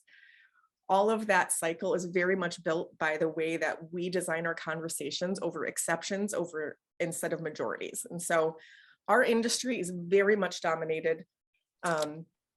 We've created basically front desk teams at this point who view their job as knowing insurance, which is actually really unfortunate to me, because yes, we have to know about insurance, but our job, if you're a treatment coordinator, is not to explain insurance, it's to help people get dental work done. And I think that's an important shift to remember and to get back to in our industry.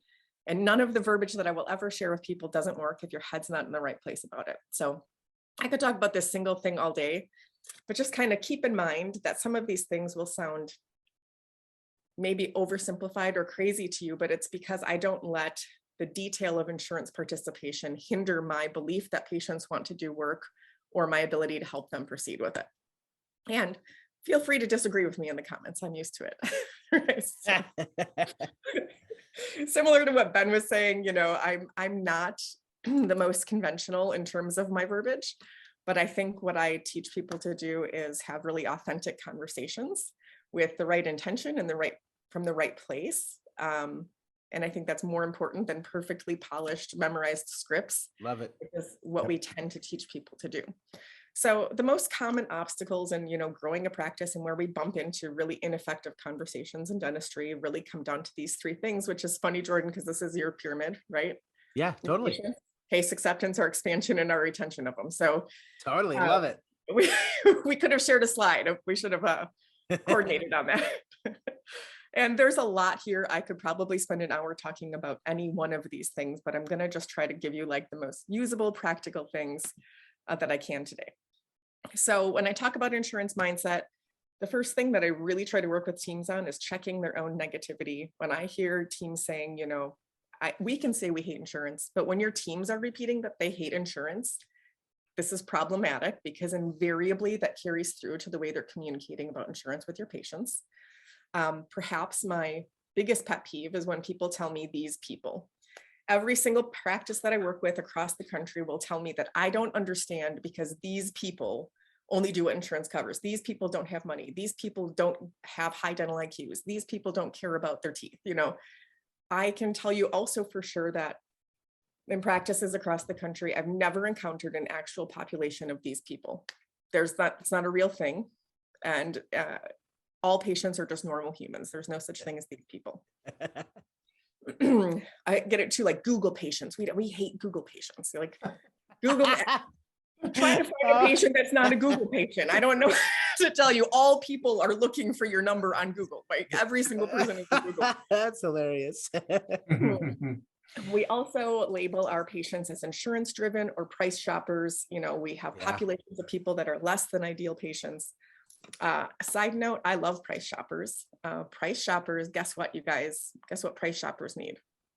More value education. They need dental work. Oh, that too. When somebody calls me and says, how much is an implant?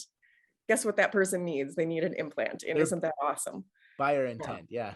Also, it's a little side note, there's this deep standing belief in dentistry that price shoppers are literally compiling some sort of spreadsheet of how much each person charges for a cleaning in town. And I promise you that's not true. Absolutely not the case.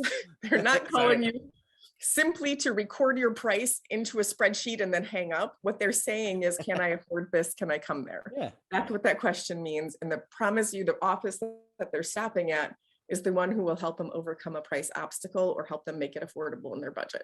It doesn't mean it's the only thing they care about. So these are all things that are reiterated for us in a negative way. In any Facebook group you're in dentistry, we write articles about these things, and it's because we as an industry are ineffective at overcoming these objections, and we continue to make it true. So I know I sound a little bit hokey when I say this, but new mindsets do equal new results. And I want you to know that unfortunately, humans are good at making themselves right. So when we believe something to be true, we are good at producing, even to our own detriment, we are good at confirmation bias. Yeah. the very outcome that we're fearing, right? So, and we're happy to do it too. We're like, I see, I knew it. You know, we actually like validate ourselves negatively. So we do have to change our head a little bit in order to have different results and different outcomes in all of these things. New patients. There's so much to this, but if you are contemplating removing some or all of your participation with insurance, or maybe if you already operate outside of most insurance participation, being good at your new patient phone call is absolutely critical. It's the single most important thing you can do to grow your practice. And if your team has not been trained on the phone, this is a problem. So I work a lot on new patient conversion, and I work with marketing companies that often measure the data on this because they've gotten wise to the fact that there's a big problem with new patient conversion in our industry because we don't train people to even recognize phone calls as leads, right? That's just not how dental people are trained. But marketing companies that measure this, especially for out-of-network type offices, often find call lead conversion as low as like 33%. That's not uncommon at all. Meaning one in three people will actually schedule an appointment when they call your office. So if you don't track your calls, if you don't record them and track call conversion in your office, I strongly recommend that you do it. And I recommend that you get it started before you begin exiting insurance plans as well, because it's critical that even if you provide training, that you're following it up and driving accountability around it. Well-intentioned team members can literally kill your practice on the phone. And not on purpose, right? They're just not trained to do it different. We require great amounts of training to touch these things in our dental office. You literally can't even touch a scanner in an office without a bunch of training, right? And yet I have been in dental offices where on a person's first day, the first thing we have them do is pick up the phone, right? We view the phone as like our lowest skill task. Can you just pick up that ringing phone? Can you just get that phone? You should have your best person answering the phone at all times, not your worst person or your newest person. But I've seen people like scrambling for a business card because they don't even know the address of the office that they're answering the phone at, right? Like that's how unprepared we put people on our phones. You know, comparatively, Ritz-Carlton makes you watch a person answer the phone for 3 months. That's maybe a little bit overkill and not realistic for our industry, but that's how important their first impression is. Yeah. So if you think about this, what we really teach people to do on the phone is pick up the phone and answer questions. Pick up the phone and be helpful. And so when I ask dental team members, how do you guys do with new patients? What they'll say to me over and over again is pretty much everybody schedules. Pretty much everybody schedules. And in their mind, what that means is like everybody who calls and says, I'd like to schedule an appointment. I'm a new patient. I don't care about insurance. Those people all schedule, right? But what they don't even count in that mix for their own head is people who said, do you take this insurance? And we said, no. The people who said, how much is this thing? And we said, we don't quote fees over the phone. Click. We tell people no all the time. And if I ask them about those calls, they'll say things like, well, they just wanted to know, right? It doesn't even register in their head that that was a lead. And we never have positioned it that way. And most offices have never even had a conversation about it at all. It's just to pick up the phone and be helpful. This is very much the way people are trained, and it's well-intentioned, but it's ineffective from a sales and business growth standpoint. And it becomes especially critical if you're changing your participation with dental insurance. So really, one of the most critical things you can do for your front desk, or especially your phone team, is to get them prepared for dentistry's most terrifying question, which, as we all know, do you take my insurance? Right? Every time we pick up the phone, we say, thank you for calling Dr. Smith's office. This is Genevieve. How can I help you? We are met with almost always one of two questions. Do you take Blue Cross Blue Shield? Do you take Delta Dental? Are you in network with Cigna, right? That's the first question. Or it's, how much is this thing? How much is a crown? How much is a new patient visit? And if your team is prepared with a very rote answer or something clever like, we participate with all insurances, or we can work with almost anybody, or in some cases, we actually have team members saying, you have to call your insurance. Don't ever do that, please. Don't ever, ever have a potential new patient call their insurance, because I promise you that patient's not calling you back, okay? This question is a question we get all day long, and most people have zero training or capability of handling it, right? And they don't register this as a new patient lead. So first of all, this is a new patient lead. Second of all, having a clever immediate answer is not going to serve you. When we give a roundabout answer that says we work with all insurances, da da da da da, what patients hear is no, and it's over, it's done. And that's why our conversion rate as an industry is so low. So typically what I hear is a clever answer, a little bit of that judgment coming in. In some cases, I can almost hear the eye roll, right? They're just getting this over with. No, we don't. In some cases, it's really bad. Honestly, the attitude is so bad, like, no, we're not in network with anybody. You have to pay cash. And they're just like getting it out of the way because they're used to this being a problem. And so they just want to get it over with, and they get it out right away. And then if that person manages to stay on the phone, if they jump that hurdle for us, then we start with things like, what's your birthday? Which is a weird first question to ask people, but oftentimes I hear dental people ask that question before they even know a person's name, because dentistry is prompting them to fill in. How old are you? It's very strange. We start with information gathering, and we very much manufacture conversations that we remain in control of, that are yes, no questions, information gathering questions. And so if you look at any other company that spends what we spend on marketing to produce phone calls, most other companies would send that phone call to a trained salesperson. We send them to a person who is not at all prepared to sell, frankly, usually don't even like the word sell, and are basically trained insurance experts who want to show them everything that their insurance isn't going to do for them to be helpful, right? That's kind of how we've set this up in our industry. It doesn't make any sense, but that's what we're all doing. It's okay, we can fix it. So chapter 1 of our new mindset is just a little different way to do this. And I won't be able to give you all of these details, but I just want to give you an idea of how you can send this call in a different order, because this is what has to happen.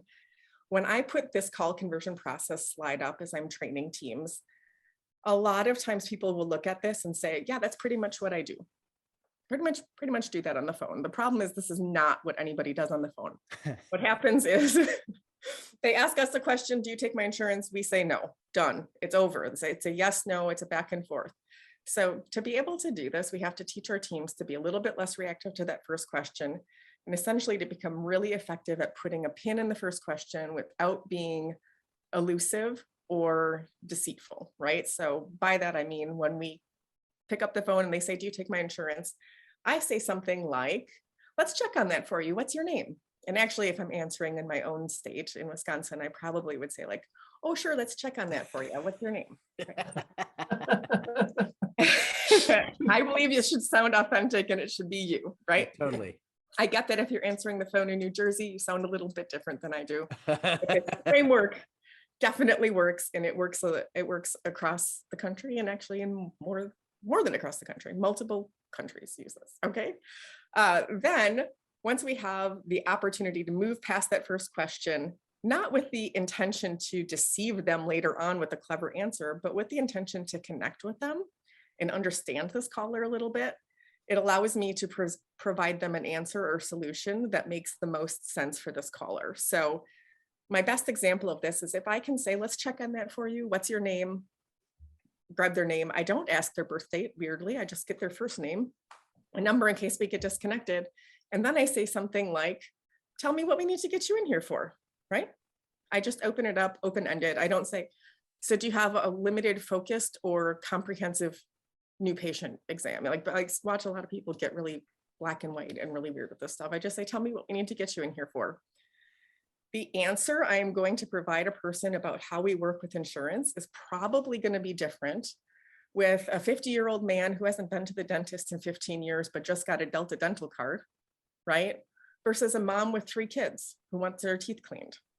And if I can have the benefit of positioning the use of insurance and how that will work for them in our office, after knowing them and after connecting with them and probably being best friends with them at this point because I'm super likable, right? Yes. Right. The thing is, the tip is everybody's super likable when you're talking to another person about themselves. When people talk about themselves, they like you. And that's the trick here, right? So I learn about them. Interesting. And I provide the answer. And then I say, and my answer is, so let me tell you how insurance is going to work for you in our office, right? Then I lead in. I'm not being sneaky or tricky, right? I love Ben's verbiage of unrestricted, but I'm clear about what that means. We're unrestricted, which you might know is out of network. We do that so that we can provide the best care, right? We give that answer. I don't like to deceive people at all. It's not good for your practice to just get people through the door and trick them. It leaves bad reviews. They only come once. It creates a lot of churn in your office. And then I say, let's do this. Let's get you in. And I make the appointment that sounds like I invented it for them, right? It might go on my schedule as comprehensive new patient exam, but it sounds more like, let's get you in here. We'll take a picture, we'll take pictures, we'll take x-rays, we'll take a good look at everything. We'll get a game plan together, and then I'll help you figure out how we fit that in your budget. How does that sound? They always say that sounds great. We put them in the schedule. And then at that point is when I gather their information, like their address and their birth date and all of that information. So that's the quick run through of my call conversion process. I can send this to you if you'd like it. The real key here is to build in your team the idea that we have to ask open-ended questions to connect with people. And we have to do that. We have to express an interest in people before we give that answer. Sales 101 is just the later in a conversation that you provide that same answer, the more effective you're going to be, right? It just happens. It's just magic. You give the same basic answer 1 minute later, and the result will be very different. So ask more questions, be prepared to ask open-ended questions. This is an issue in dentistry. If you listen in dental ops, to dental phone calls, we ask people yes, no questions because it's how we stay in control, right? My best example of this is when I hear people call with a toothache or a broken tooth. A lot of our teams actually literally have a checklist of yes, no questions that they have to ask. They'll say, where is the tooth? Upper, lower, right, left? Is it third from the back? Is it fourth from the back? Is it sharp to your tongue? Is it sensitive to hot? Is it sensitive to cold? Is it throbbing at night? I'm getting We ask interrogated. these questions when really what we should say is, oh my gosh, what happened? Tell me what's going on, right? Totally. And I will tell you, they will tell you most of those answers. And also, I was an assistant for many years. I understand the clinician point of view. That's driven weirdly from like our clinical team's desire to have all the information before a patient is seated. And I will have assistants fight me on this and say, well, we have to have the PA set up. And I know well enough that we can identify one of 32 teeth in a matter of seconds when a patient is seated. And if you're set up for the wrong PA, we simply have to flip the lever. It's super easy to change that. So it's not a huge deal, but they get held up on information and competency. And so then we produce that in our phone calls. And I just don't think these sides of the business talk to each other very much, and they don't understand what barriers that causes. And they don't understand, for them, there's actually a lot more value walking into the op saying, a little birdie told me you had an ice fishing accident, right? Versus walking in and saying, I understand that you've chipped an upper right incisor. That's not impressive, right? The story is what people connect on. So get your team prepared and be prepared yourself, evaluate your own conversations and evaluate it for the fact, like, are you asking open-ended questions? Is that happening? So a little bit of what it sounds like. Hey, one of you guys want to role play this with me? I'll do it. Okay.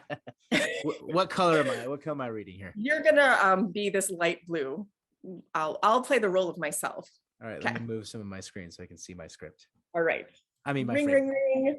Okay. Thank you for calling Dr. Smith's office. This is Genevieve. How can I help you?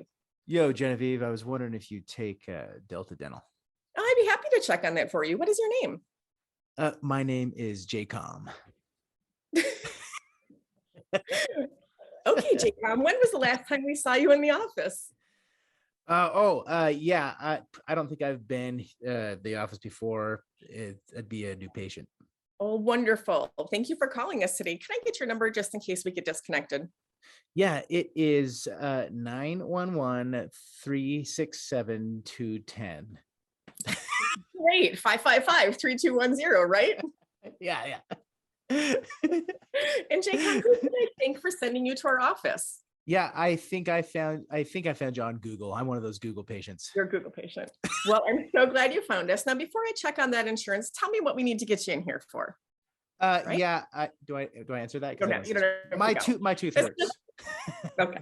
This is just an example of how you can very naturally avoid answering that question immediately out of the gate. But it takes some practice, and it isn't what we're wired to do. And especially if you've answered the phone for years in a dental office, this is not at all where your brain goes. We have dental offices that are very busy now with a lot higher volume in a lot of cases. Very often when I'm listening to recorded phone calls, I hear people basically saying, okay, have a great day, Mary. Great to see you, blah, blah, blah, blah, blah. Like you hear the end of the other conversation, and then it's thank you for calling Dr. Smith's office. They're not moving into these conversations ready. And so when you're trying to implement a new path to your verbiage, it's very hard to do that without slowing down and having some really good training and some really good practice for it. But again, I'm happy to send these verbiage. Once you can open it up to a tell me what we need to get you in here for, if you have a lot of experience, just getting it off in that different direction, most people know how to alter their answer once they have a little bit more context of what's going on for this person. But I have a lot of resources around this available, so feel free to message me. The real key thing is to get really natural at putting a pin in that first question, not being so reactive to it. And part of that is like not being so mentally reactive to it. So it's partly words, but it's also like getting out of your own head. This time helps you as well, right? Like it will also help you see that just because people start with one question, it doesn't mean it's the singly most important thing to them. A lot of people will ask, do you take my insurance, or how much is a thing, because it's the logical first question for them to ask, not because it's a problem for them, not because it's the only thing they care about. And in our head, we have just turned this into price shoppers and insurance driven patients. And it's just really, really not true. And I can only tell you that you have to, give me the benefit of the doubt. I've listened to thousands and thousands of recorded phone calls, and I can tell you it really works to just take a pause, put a pin in that question, and connect with people before you answer their question and provide them some solutions. The basic phrase is, I'm happy to check on that for you. What is your name? If they said their name, and this is why you have to answer the phone listening, it has to be, I'm happy to check on that for you, Jaycon. Can I grab your number just in case we get disconnected, right? So finding 300 ways to say this in a very natural way and being less reactive and less urgent about just getting that part over with can be really, really helpful. So it looks like we've got a message. Yeah, we got a question here. You want me to read it for you? Yeah, if a patient I'm really good at reading scripts. Okay. So if a patient actually asks you for the price, you try to pin the question, would you answer the price of it at the end? I would. I wouldn't give an exact price. I don't quote fees over the phone. And we have like a range. These are really weird things that we're stuck on, right? But if we can't give people an idea, what that feels like is it's too much for me to tell you. Would you give them like a range? Yeah. So I would say, let's see if I can get you an idea, right? Tell me what's going on. Somebody says to me, how much is a dental implant? I don't say, well, we don't technically place the body of the implant, but we do restore them with the Yeah. It's over and over again, right? Can I help a person get an implant? Can I help them have an idea? Yes, right? So I would say, well, let me see if I can get you a range on that, get you an idea. Tell me about this implant you need. Everybody who needs an implant has a story to tell you. It's going to be about how they lost the tooth, what's going on, their nightmare of a root canal that failed. There's so much to connect with them on, right? And then after they do that, I'll say, okay, Jordan, I know you wanted to know roughly what an implant would cost. Jaycon. I would say something like, It's super hard for me to tell you exactly because there's so many factors that go into this, but based on what you're telling me, it could be anywhere from $6,500 to $10,000, right? It could be anywhere from this to this. Why don't we do this? Let's get you in here, have Dr. Smith take a look at it. He'll get us a better idea of pricing, and then I'll sit down and help you figure out how you work that in your budget. How does that sound? Sounds awesome. People, when you say we can't quote fees over the phone, you have to come in for an examination and it feels like I do. Can I mention one thing that I noticed that you did? So you ended the question, how does that sound? And then you stopped talking, you went silent. And I think that's I call it dynamic silence. When you do that, it encourages, like, I automatically just said, that sounds awesome. Right. But yes. there is a strategy to that. We train our salespeople and people who talk to customers all the time to use dynamic silence after an open-ended question. I think it's a really good tool to realize that you had that. How does that sound is very specifically what I like to use, because what a lot of times what we do in dentistry is we give a bunch of information and we'll say, do you have any questions? Yes. Yes. And you'll hear patients will like kind of freeze and they'll be like, no. Because to have a question, they have to formulate what they're feeling into a question. Whereas what you say, how does that sound? People can just say, that sucks. Yeah. Right. Like they can just actually react they can just say what's in their guts. And that's actually what I want them to say is, oh my gosh, I was really hoping to go in network, or I was really hoping insurance would help me out. Or, oh my gosh, it's more than I thought it would be. Well, and a lot of what I want that to get out there because then I can overcome it. A lot of what we do too on like calls like this, we should be in a discovery mode where we're trying to discover as much as we can about an individual and their situation, so that number one, you can connect, but also really help problem solve with them. Yeah, there's a concept that I really like to teach people as it pertains to really all of the ways that we can grow a dental office, starting with new patients, which is the concept of warmth versus competence. Meaning basically people have to like and trust you before they care about your skills. It's just a real thing deep in our brains. It's not just a warm, fuzzy feelings thing. Like if we were cave people, I would first determine if I trusted you not to murder me in my sleep before I care if you're a good hunter-gatherer. Like it's just deeply ingrained that we have to trust a person before we care about their skills. Totally. And we actually do that really backwards in dentistry, in that we lead with our competence thinking that will drive trust. And it doesn't. That's why every dental website is all about the technology they have, the training they have. Yeah. And I'm not saying that stuff isn't great. It's just that people don't care about it unless they like you. And it's it's why there are dentists, that weren't technically the best, but they walked on water for their patients. And, there are people I watch that are great clinicians who really struggle to connect with people, but we lead with this and we do it on the phone too. We want to explain everything to you about what your insurance won't cover. And this conversations I've heard where we're explaining downgrades in a very first new patient conversation, but it's not what we need to connect on. And it's too much. It's not helpful to people, actually overwhelms them. So this warmth versus competence always leads with connection over solutions. And we very much lead with solutions. And then maybe if that goes over well, we're like most people in dentistry that I meet, as this isn't intentional, they're all very nice people, but there's a big difference between being nice and being connected. They're not the same thing. And connection takes a lot of being intentional about doing it and understanding like the simple ways that it's done.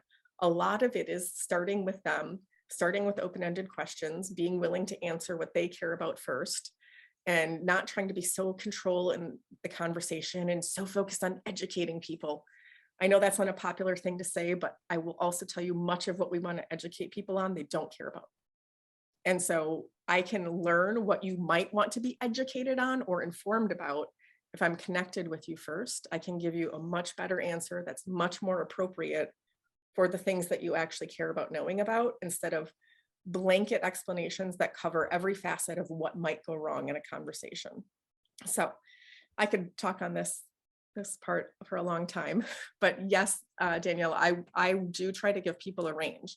And here's the beautiful thing is if you pin that question, right, and you say, well, let's see if I can get you an idea, right? And then we hear a story that really gives me I have no idea what to quote them, right? Or I don't know enough about what things cost in a case like this to even give them an idea.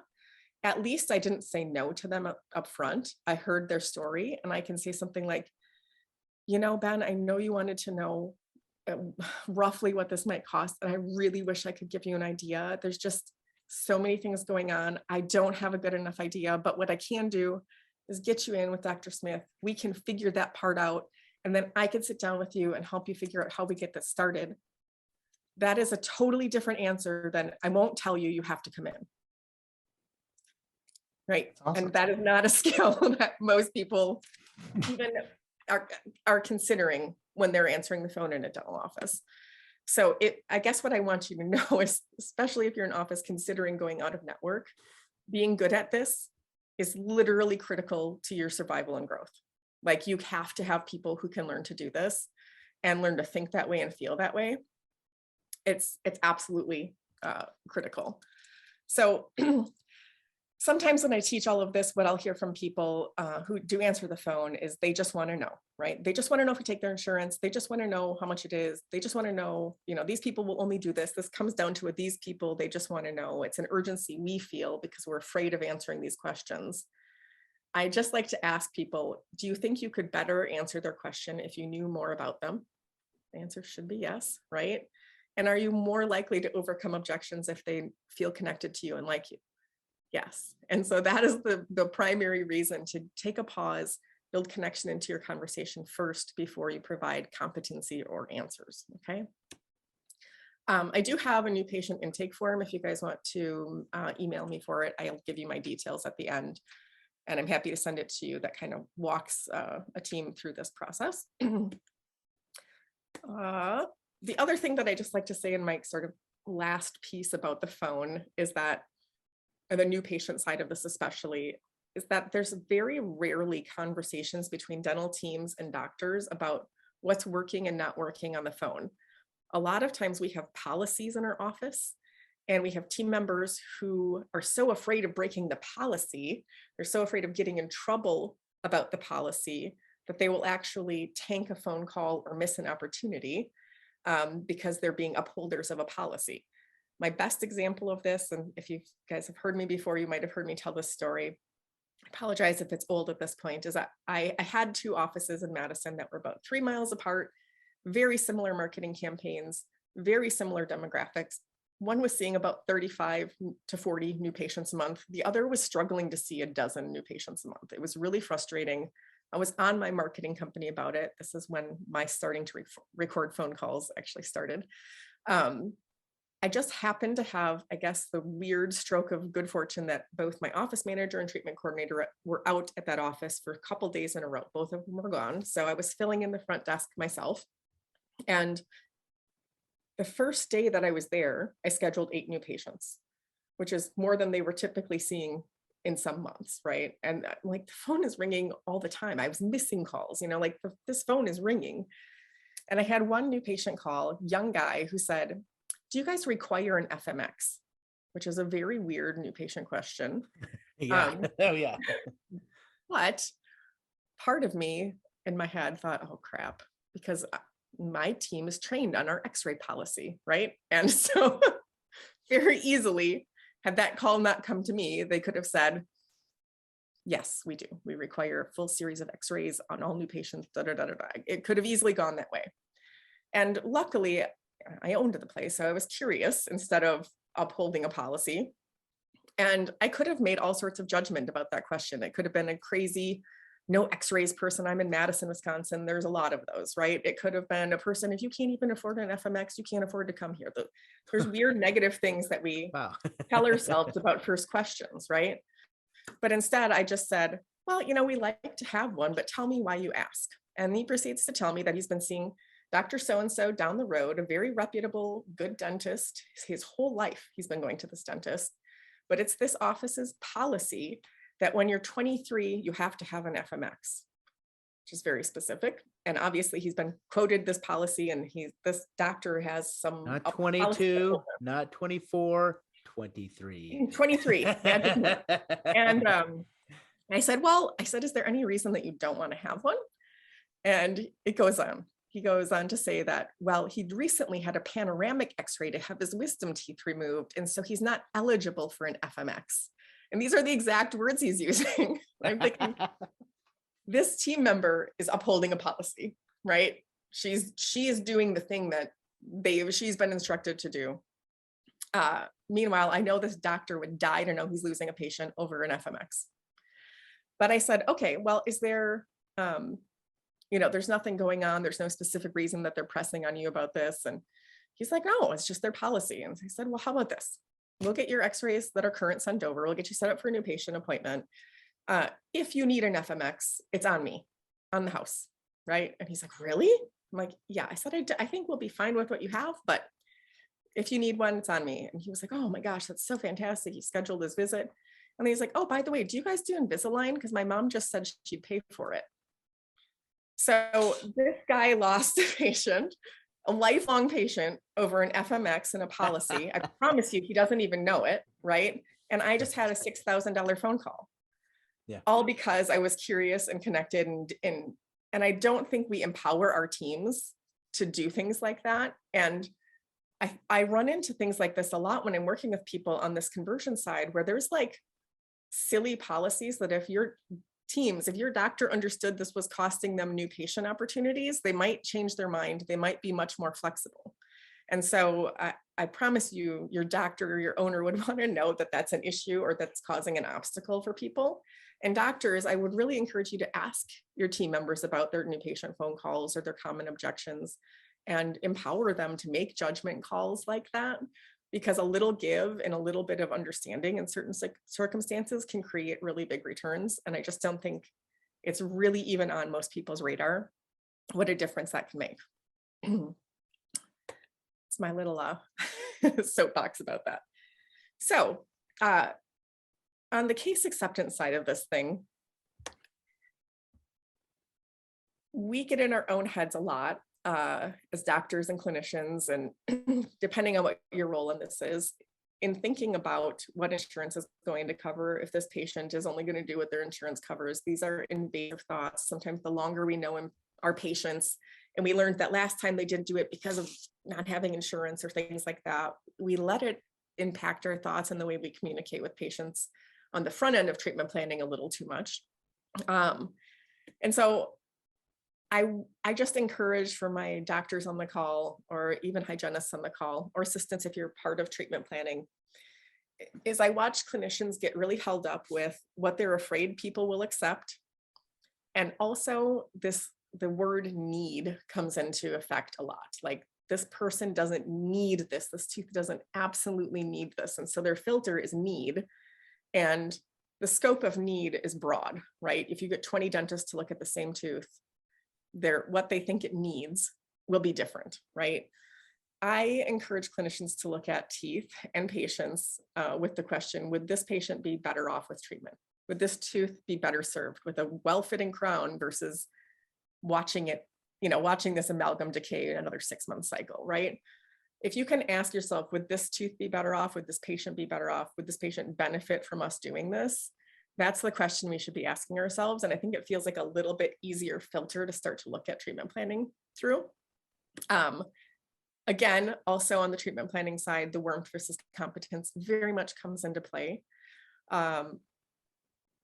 We are as clinicians, we are trained to educate people. I actually grew up in a Panky practice where I was told that if, as the treatment coordinator, assistant and treatment coordinator, I was told that if a patient didn't accept treatment, they weren't educated enough.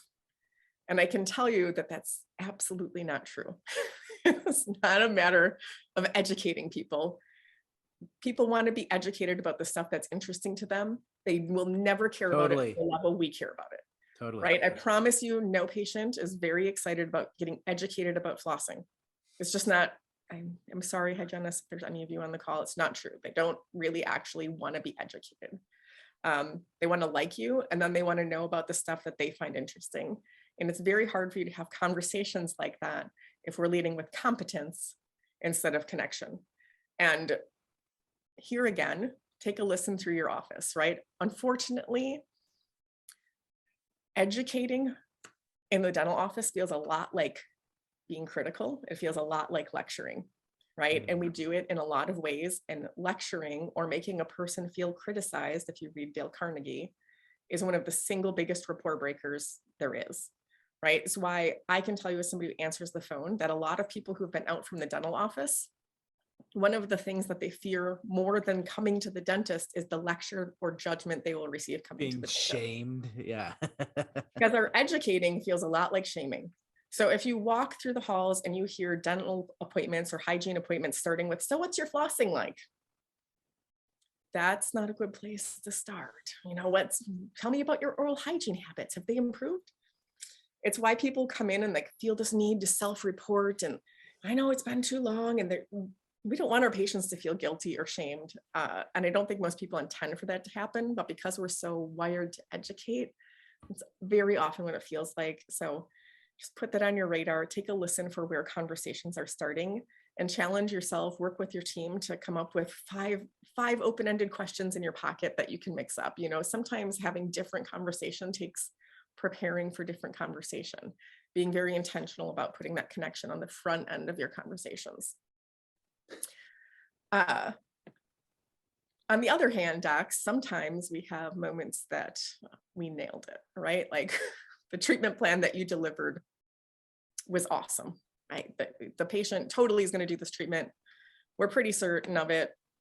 And then they walk down this magic hallway, get up front to your treatment coordinator, and you learn they're not proceeding, right? What the heck happened? It went from like nailed it to, yeah, we're waiting on a pre-auth, right? If your team is telling you these people only do what insurance covers, or they wanted a pre-auth, I promise you patients don't even know what a pre-auth was until we taught them those words. Those are not words patients know. No. Not a thing. Or a pre-D. No patient has ever been like, can you do a pre-D for me? That's not a thing. Unless you're an office that does them all the time and have taught your patients those words. But what happens very often, and I don't think, again, I think this is an off the radar thing for a lot of doctors, or a blind spot. And if you're a treatment coordinator, you'll know exactly what I'm talking about here. But here's what happens in the time from your treatment plan to the time it gets up front is you deliver the treatment plan, you walk out of the room. You are then left, the patient's left with a hygienist or an assistant who is super uncomfortable with the question that comes next, which is, will my insurance cover this, or is this going to be very expensive? And so that well-meaning hygienist or assistant will say, you know what, we can figure out exactly what your insurance is going to pay. And then they walk it up front, and the handoff sounds a lot like Bill needs a crown, but he wants a pre-auth. And it's done. That's done for your treatment coordinator. We have now put the focus on exactly what insurance is going to pay, right? And so when patients say, I want to know what insurance is going to pay, weirdly, dental teams turn that into, he wants to know exactly what insurance is going to pay, because the way we present treatment plans very often is very specific and very detailed. And then people have misunderstandings about small amounts of money. So then we put more energy into figuring out exactly what insurance is going to pay, to which we will never, ever be correct. If anybody was always correct, nobody would have any AR, right? Like that's just, we're never correct. I can tell you that money is really not the barrier that we think it is. Obviously, coming into an inflationary environment, it's going to be a higher stress, but people still are getting tattoos. People are still getting their nails done, their hair done. Blonde is expensive to maintain, you guys. Yeah, People my still my have the wife new went blonde. iPhone. She did? Yeah, Ooh, I'm not I like gotta look not at like crazy blonde, but it's like dirty blonde. Okay. So yeah, I really know how think expensive that is. you know how expensive it is. So what I really needs to happen to have better, more successful treatment acceptance and clearer understandings and less misunderstandings with people about money is that we have to simplify our language. I am really done with the words estimated patient portion. We've been using the words estimated patient portion for all of my 20 plus years in dentistry. A mouthful. And I know that we say estimated patient portion. I know we explain estimated patient portion to people, but here's where it doesn't work for us, okay? We present a treatment plan, often very tentatively. We slide it across the desk. We over-explain it. This tooth costs this much. Insurance is going to pay this much. Your estimated patient portion is this much. And we explain it all sometimes in way, way, way too much detail. And then what happens, and this is where I just want, if you guys take nothing else away from this today, this is a huge problem in dentistry. What happens is when that patient comes in for the treatment, what we say is, so today's $87, right? When we explained it in a treatment plan, we might've said estimated patient portion, which the patient didn't really hear. But when we collect it, we say, so today's $87, but today was not $87. Today was $887, right? We're telling them today's $87 so they feel like they've paid you. Then when insurance pays, there's $14 more. We send people the bill and they said, you said it was $87. To which I will have treatment coordinator after treatment coordinator saying, they signed that it's an estimated patient portion. It says estimated patient portion. I know, but it doesn't matter if they're mad about it. It doesn't matter if they don't get it. And so I'm going to give you this magic language that works to not only increase case acceptance, but also it works to help people feel prepared that they're going to owe more and then actually pay their bill when they get it. So for me, it sounds a little bit more like, okay, Bill, the total for that treatment on the upper right is $1,500. Looks like your insurance plan should help us out with about $800. So I'm going to have you take care of $700 when you come in next time. And then whatever's left over after insurance pays me, we'll settle up then. How does that sound? There's that magic. How does that sound? Which forces them to respond to me. That sounds good. So that's good. That's how we get the bar for treatment acceptance, right? But then it's very critical when you collect that you say, okay, Bill, today was $1,500. Looks like we're expecting about $800 from your insurance. I'm going to have you take care of $700 today. And then whatever's left over after Delta pays me, I'll send you a statement. How does that sound? You have to do it on both sides. And honestly, people, especially if you're going to get rid of insurance participation, start doing this now. I do this with cleanings. What we do we teach people that cleanings are free because we say everything's covered today, all set today, no charge today. There is a charge today.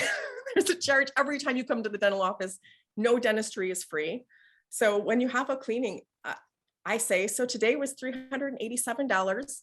Looks like insurance should pick most of this up, right? I'll send it off to insurance. If there's anything left over after they pay me, I'll send you a statement. How does that sound? If you want to start exiting insurance, you have to start preparing people that dentistry costs money, right? And so I know that seems weird, but we are teaching people these things that come back and bite us. And we're perpetuating this very behavior that stresses us out and causes us so much work. Also, you can really let go of trying to be exactly right about collecting $87.40. You can collect 85, right? You can collect a round number that seems normal and have your patient fully prepared to pay you the difference. And I promise you it's magic. It really increases case acceptance and it really reduces phone calls when people get statements because they're completely ready for it. And you can retrain an entire patient base in a year just changing this language. I promise you, promise you. And I'll send any of that to you or hopefully you screenshotted it. The other thing that's really important about case acceptance is the simplification of that language. It's really critical. But also I tell people this all the time. I have good words. I'm good at connecting with people. These are things that I've always been good at, but I truly believe my superpower in treatment acceptance is that I 1000% believe that everybody's going to do it. I don't believe that people come into the dentist, get their teeth cleaned, get an exam done, and walk up to that front desk not wanting to do it. I just don't think that's the actual, if you didn't care about what needed to be done to your teeth, you probably wouldn't show up to the dentist. So I think that believing that people are there to take care of themselves and that it's your job to help them figure out how to do it, not if they're going to do it, is really what that role needs to be. And if you can just, honestly, maybe I sound like a lunatic, but truly, if you can just believe that when people call your office, they want to schedule, when people walk up front, need treatment, they want to do it, your language will kind of shift automatically and you'll be able to speak more to the positive side of what we can do with your insurance. We'll be able to use more assumptive language, like let's do this. And when you're using positive and assumptive language, people feel more confident in you. They have more trust in you and they will follow you along in a way that is very hard to believe based on how we have done it in dentistry, but it's really a small tweak. And a lot of it is up here.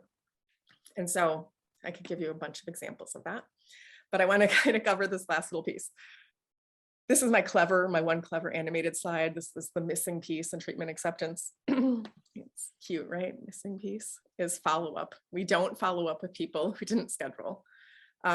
We have a really weird thing about not wanting to bother people, right? We don't want to bother people. We don't want to bother people for, we already called them once, or if they wanted to do it, they would have done it. I'm not going to nag people.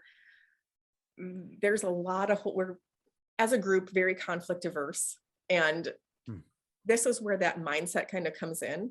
When I call a person to follow up with them, whether that's for a cleaning or for unscheduled treatment, I'm genuinely calling with the intention to help them get going on it. So if you are afraid of follow-up, or you just simply don't have a follow-up system, treatment plan follow-up can be really, really helpful.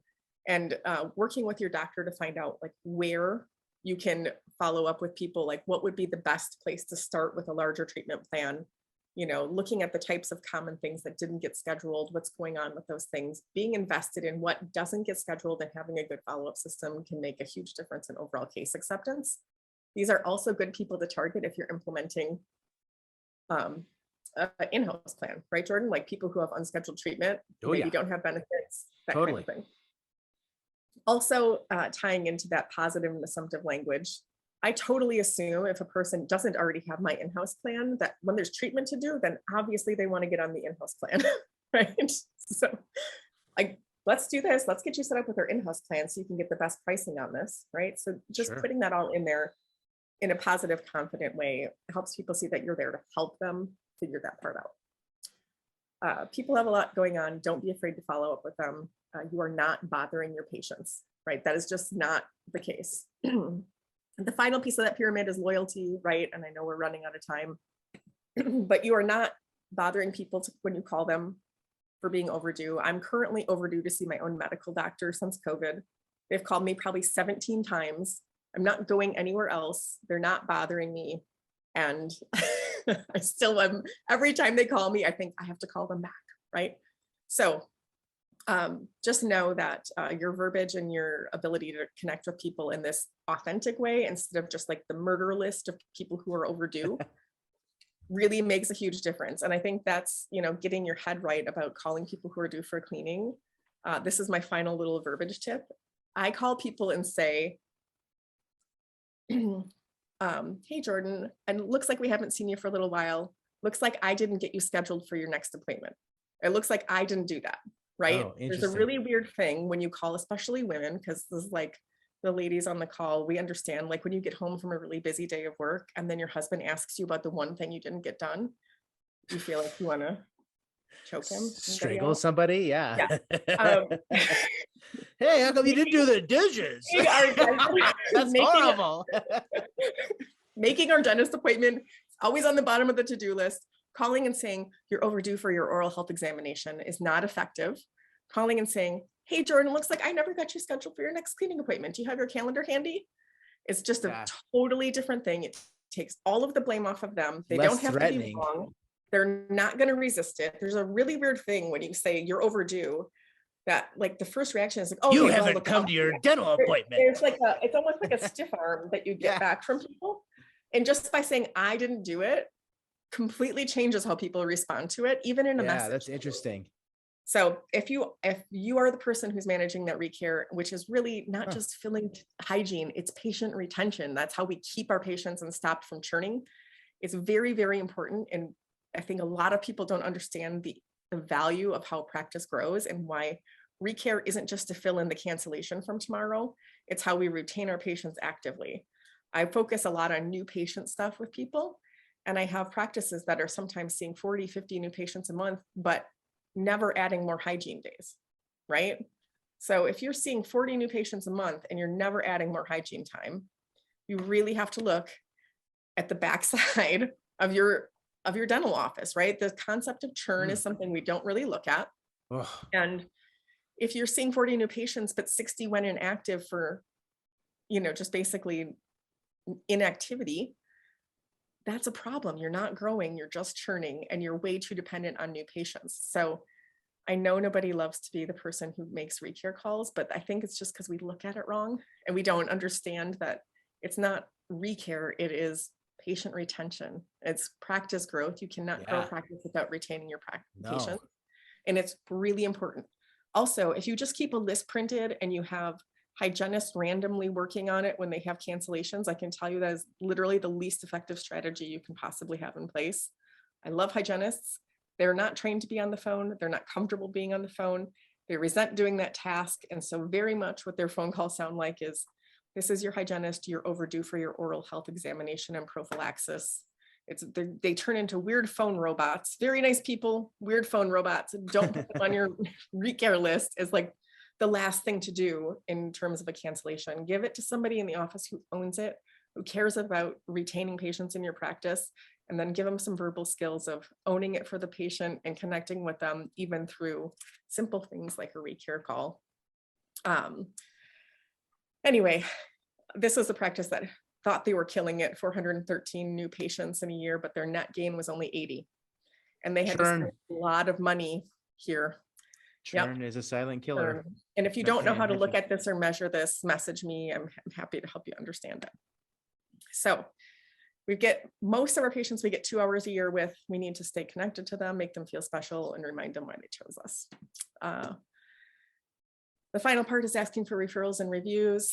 And that very much comes into having a great patient experience and also kind of planning for it. So I won't belabor that part of it. This is my contact information. This is my email. It's long, Genevieve. There's a lot of E's in this.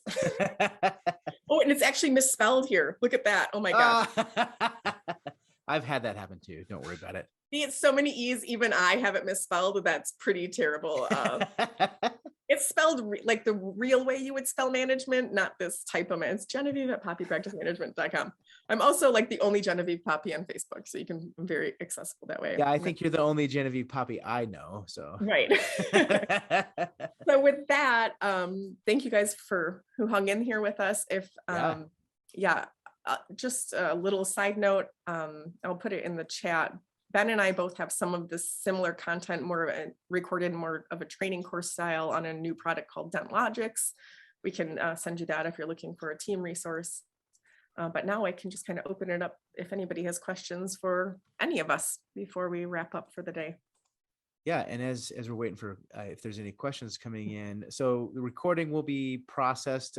Being a longer webinar, it'll take some time, so we'll probably have it ready either later by the end of today or by Monday, depending on how long it takes to process. So there we go. It could take a while. Any questions or any common questions you hear, Genevieve or Ben, with anything here? I'm looking, I don't see anything. No, there are no questions coming in. Cool. So far. I think most of them were asked during the presentation. So awesome, you guys. Thank you so much for coming, Ben and Genevieve. Always fun to hang out with you guys for a couple hours. Definitely need to be doing this more together. So yes, thanks, Melissa. So we hope you guys have a rockin' Friday and a great weekend. And for those that are watching the recording, whatever day it is, we hope you have an awesome day. Take care, everybody. All right. Bye.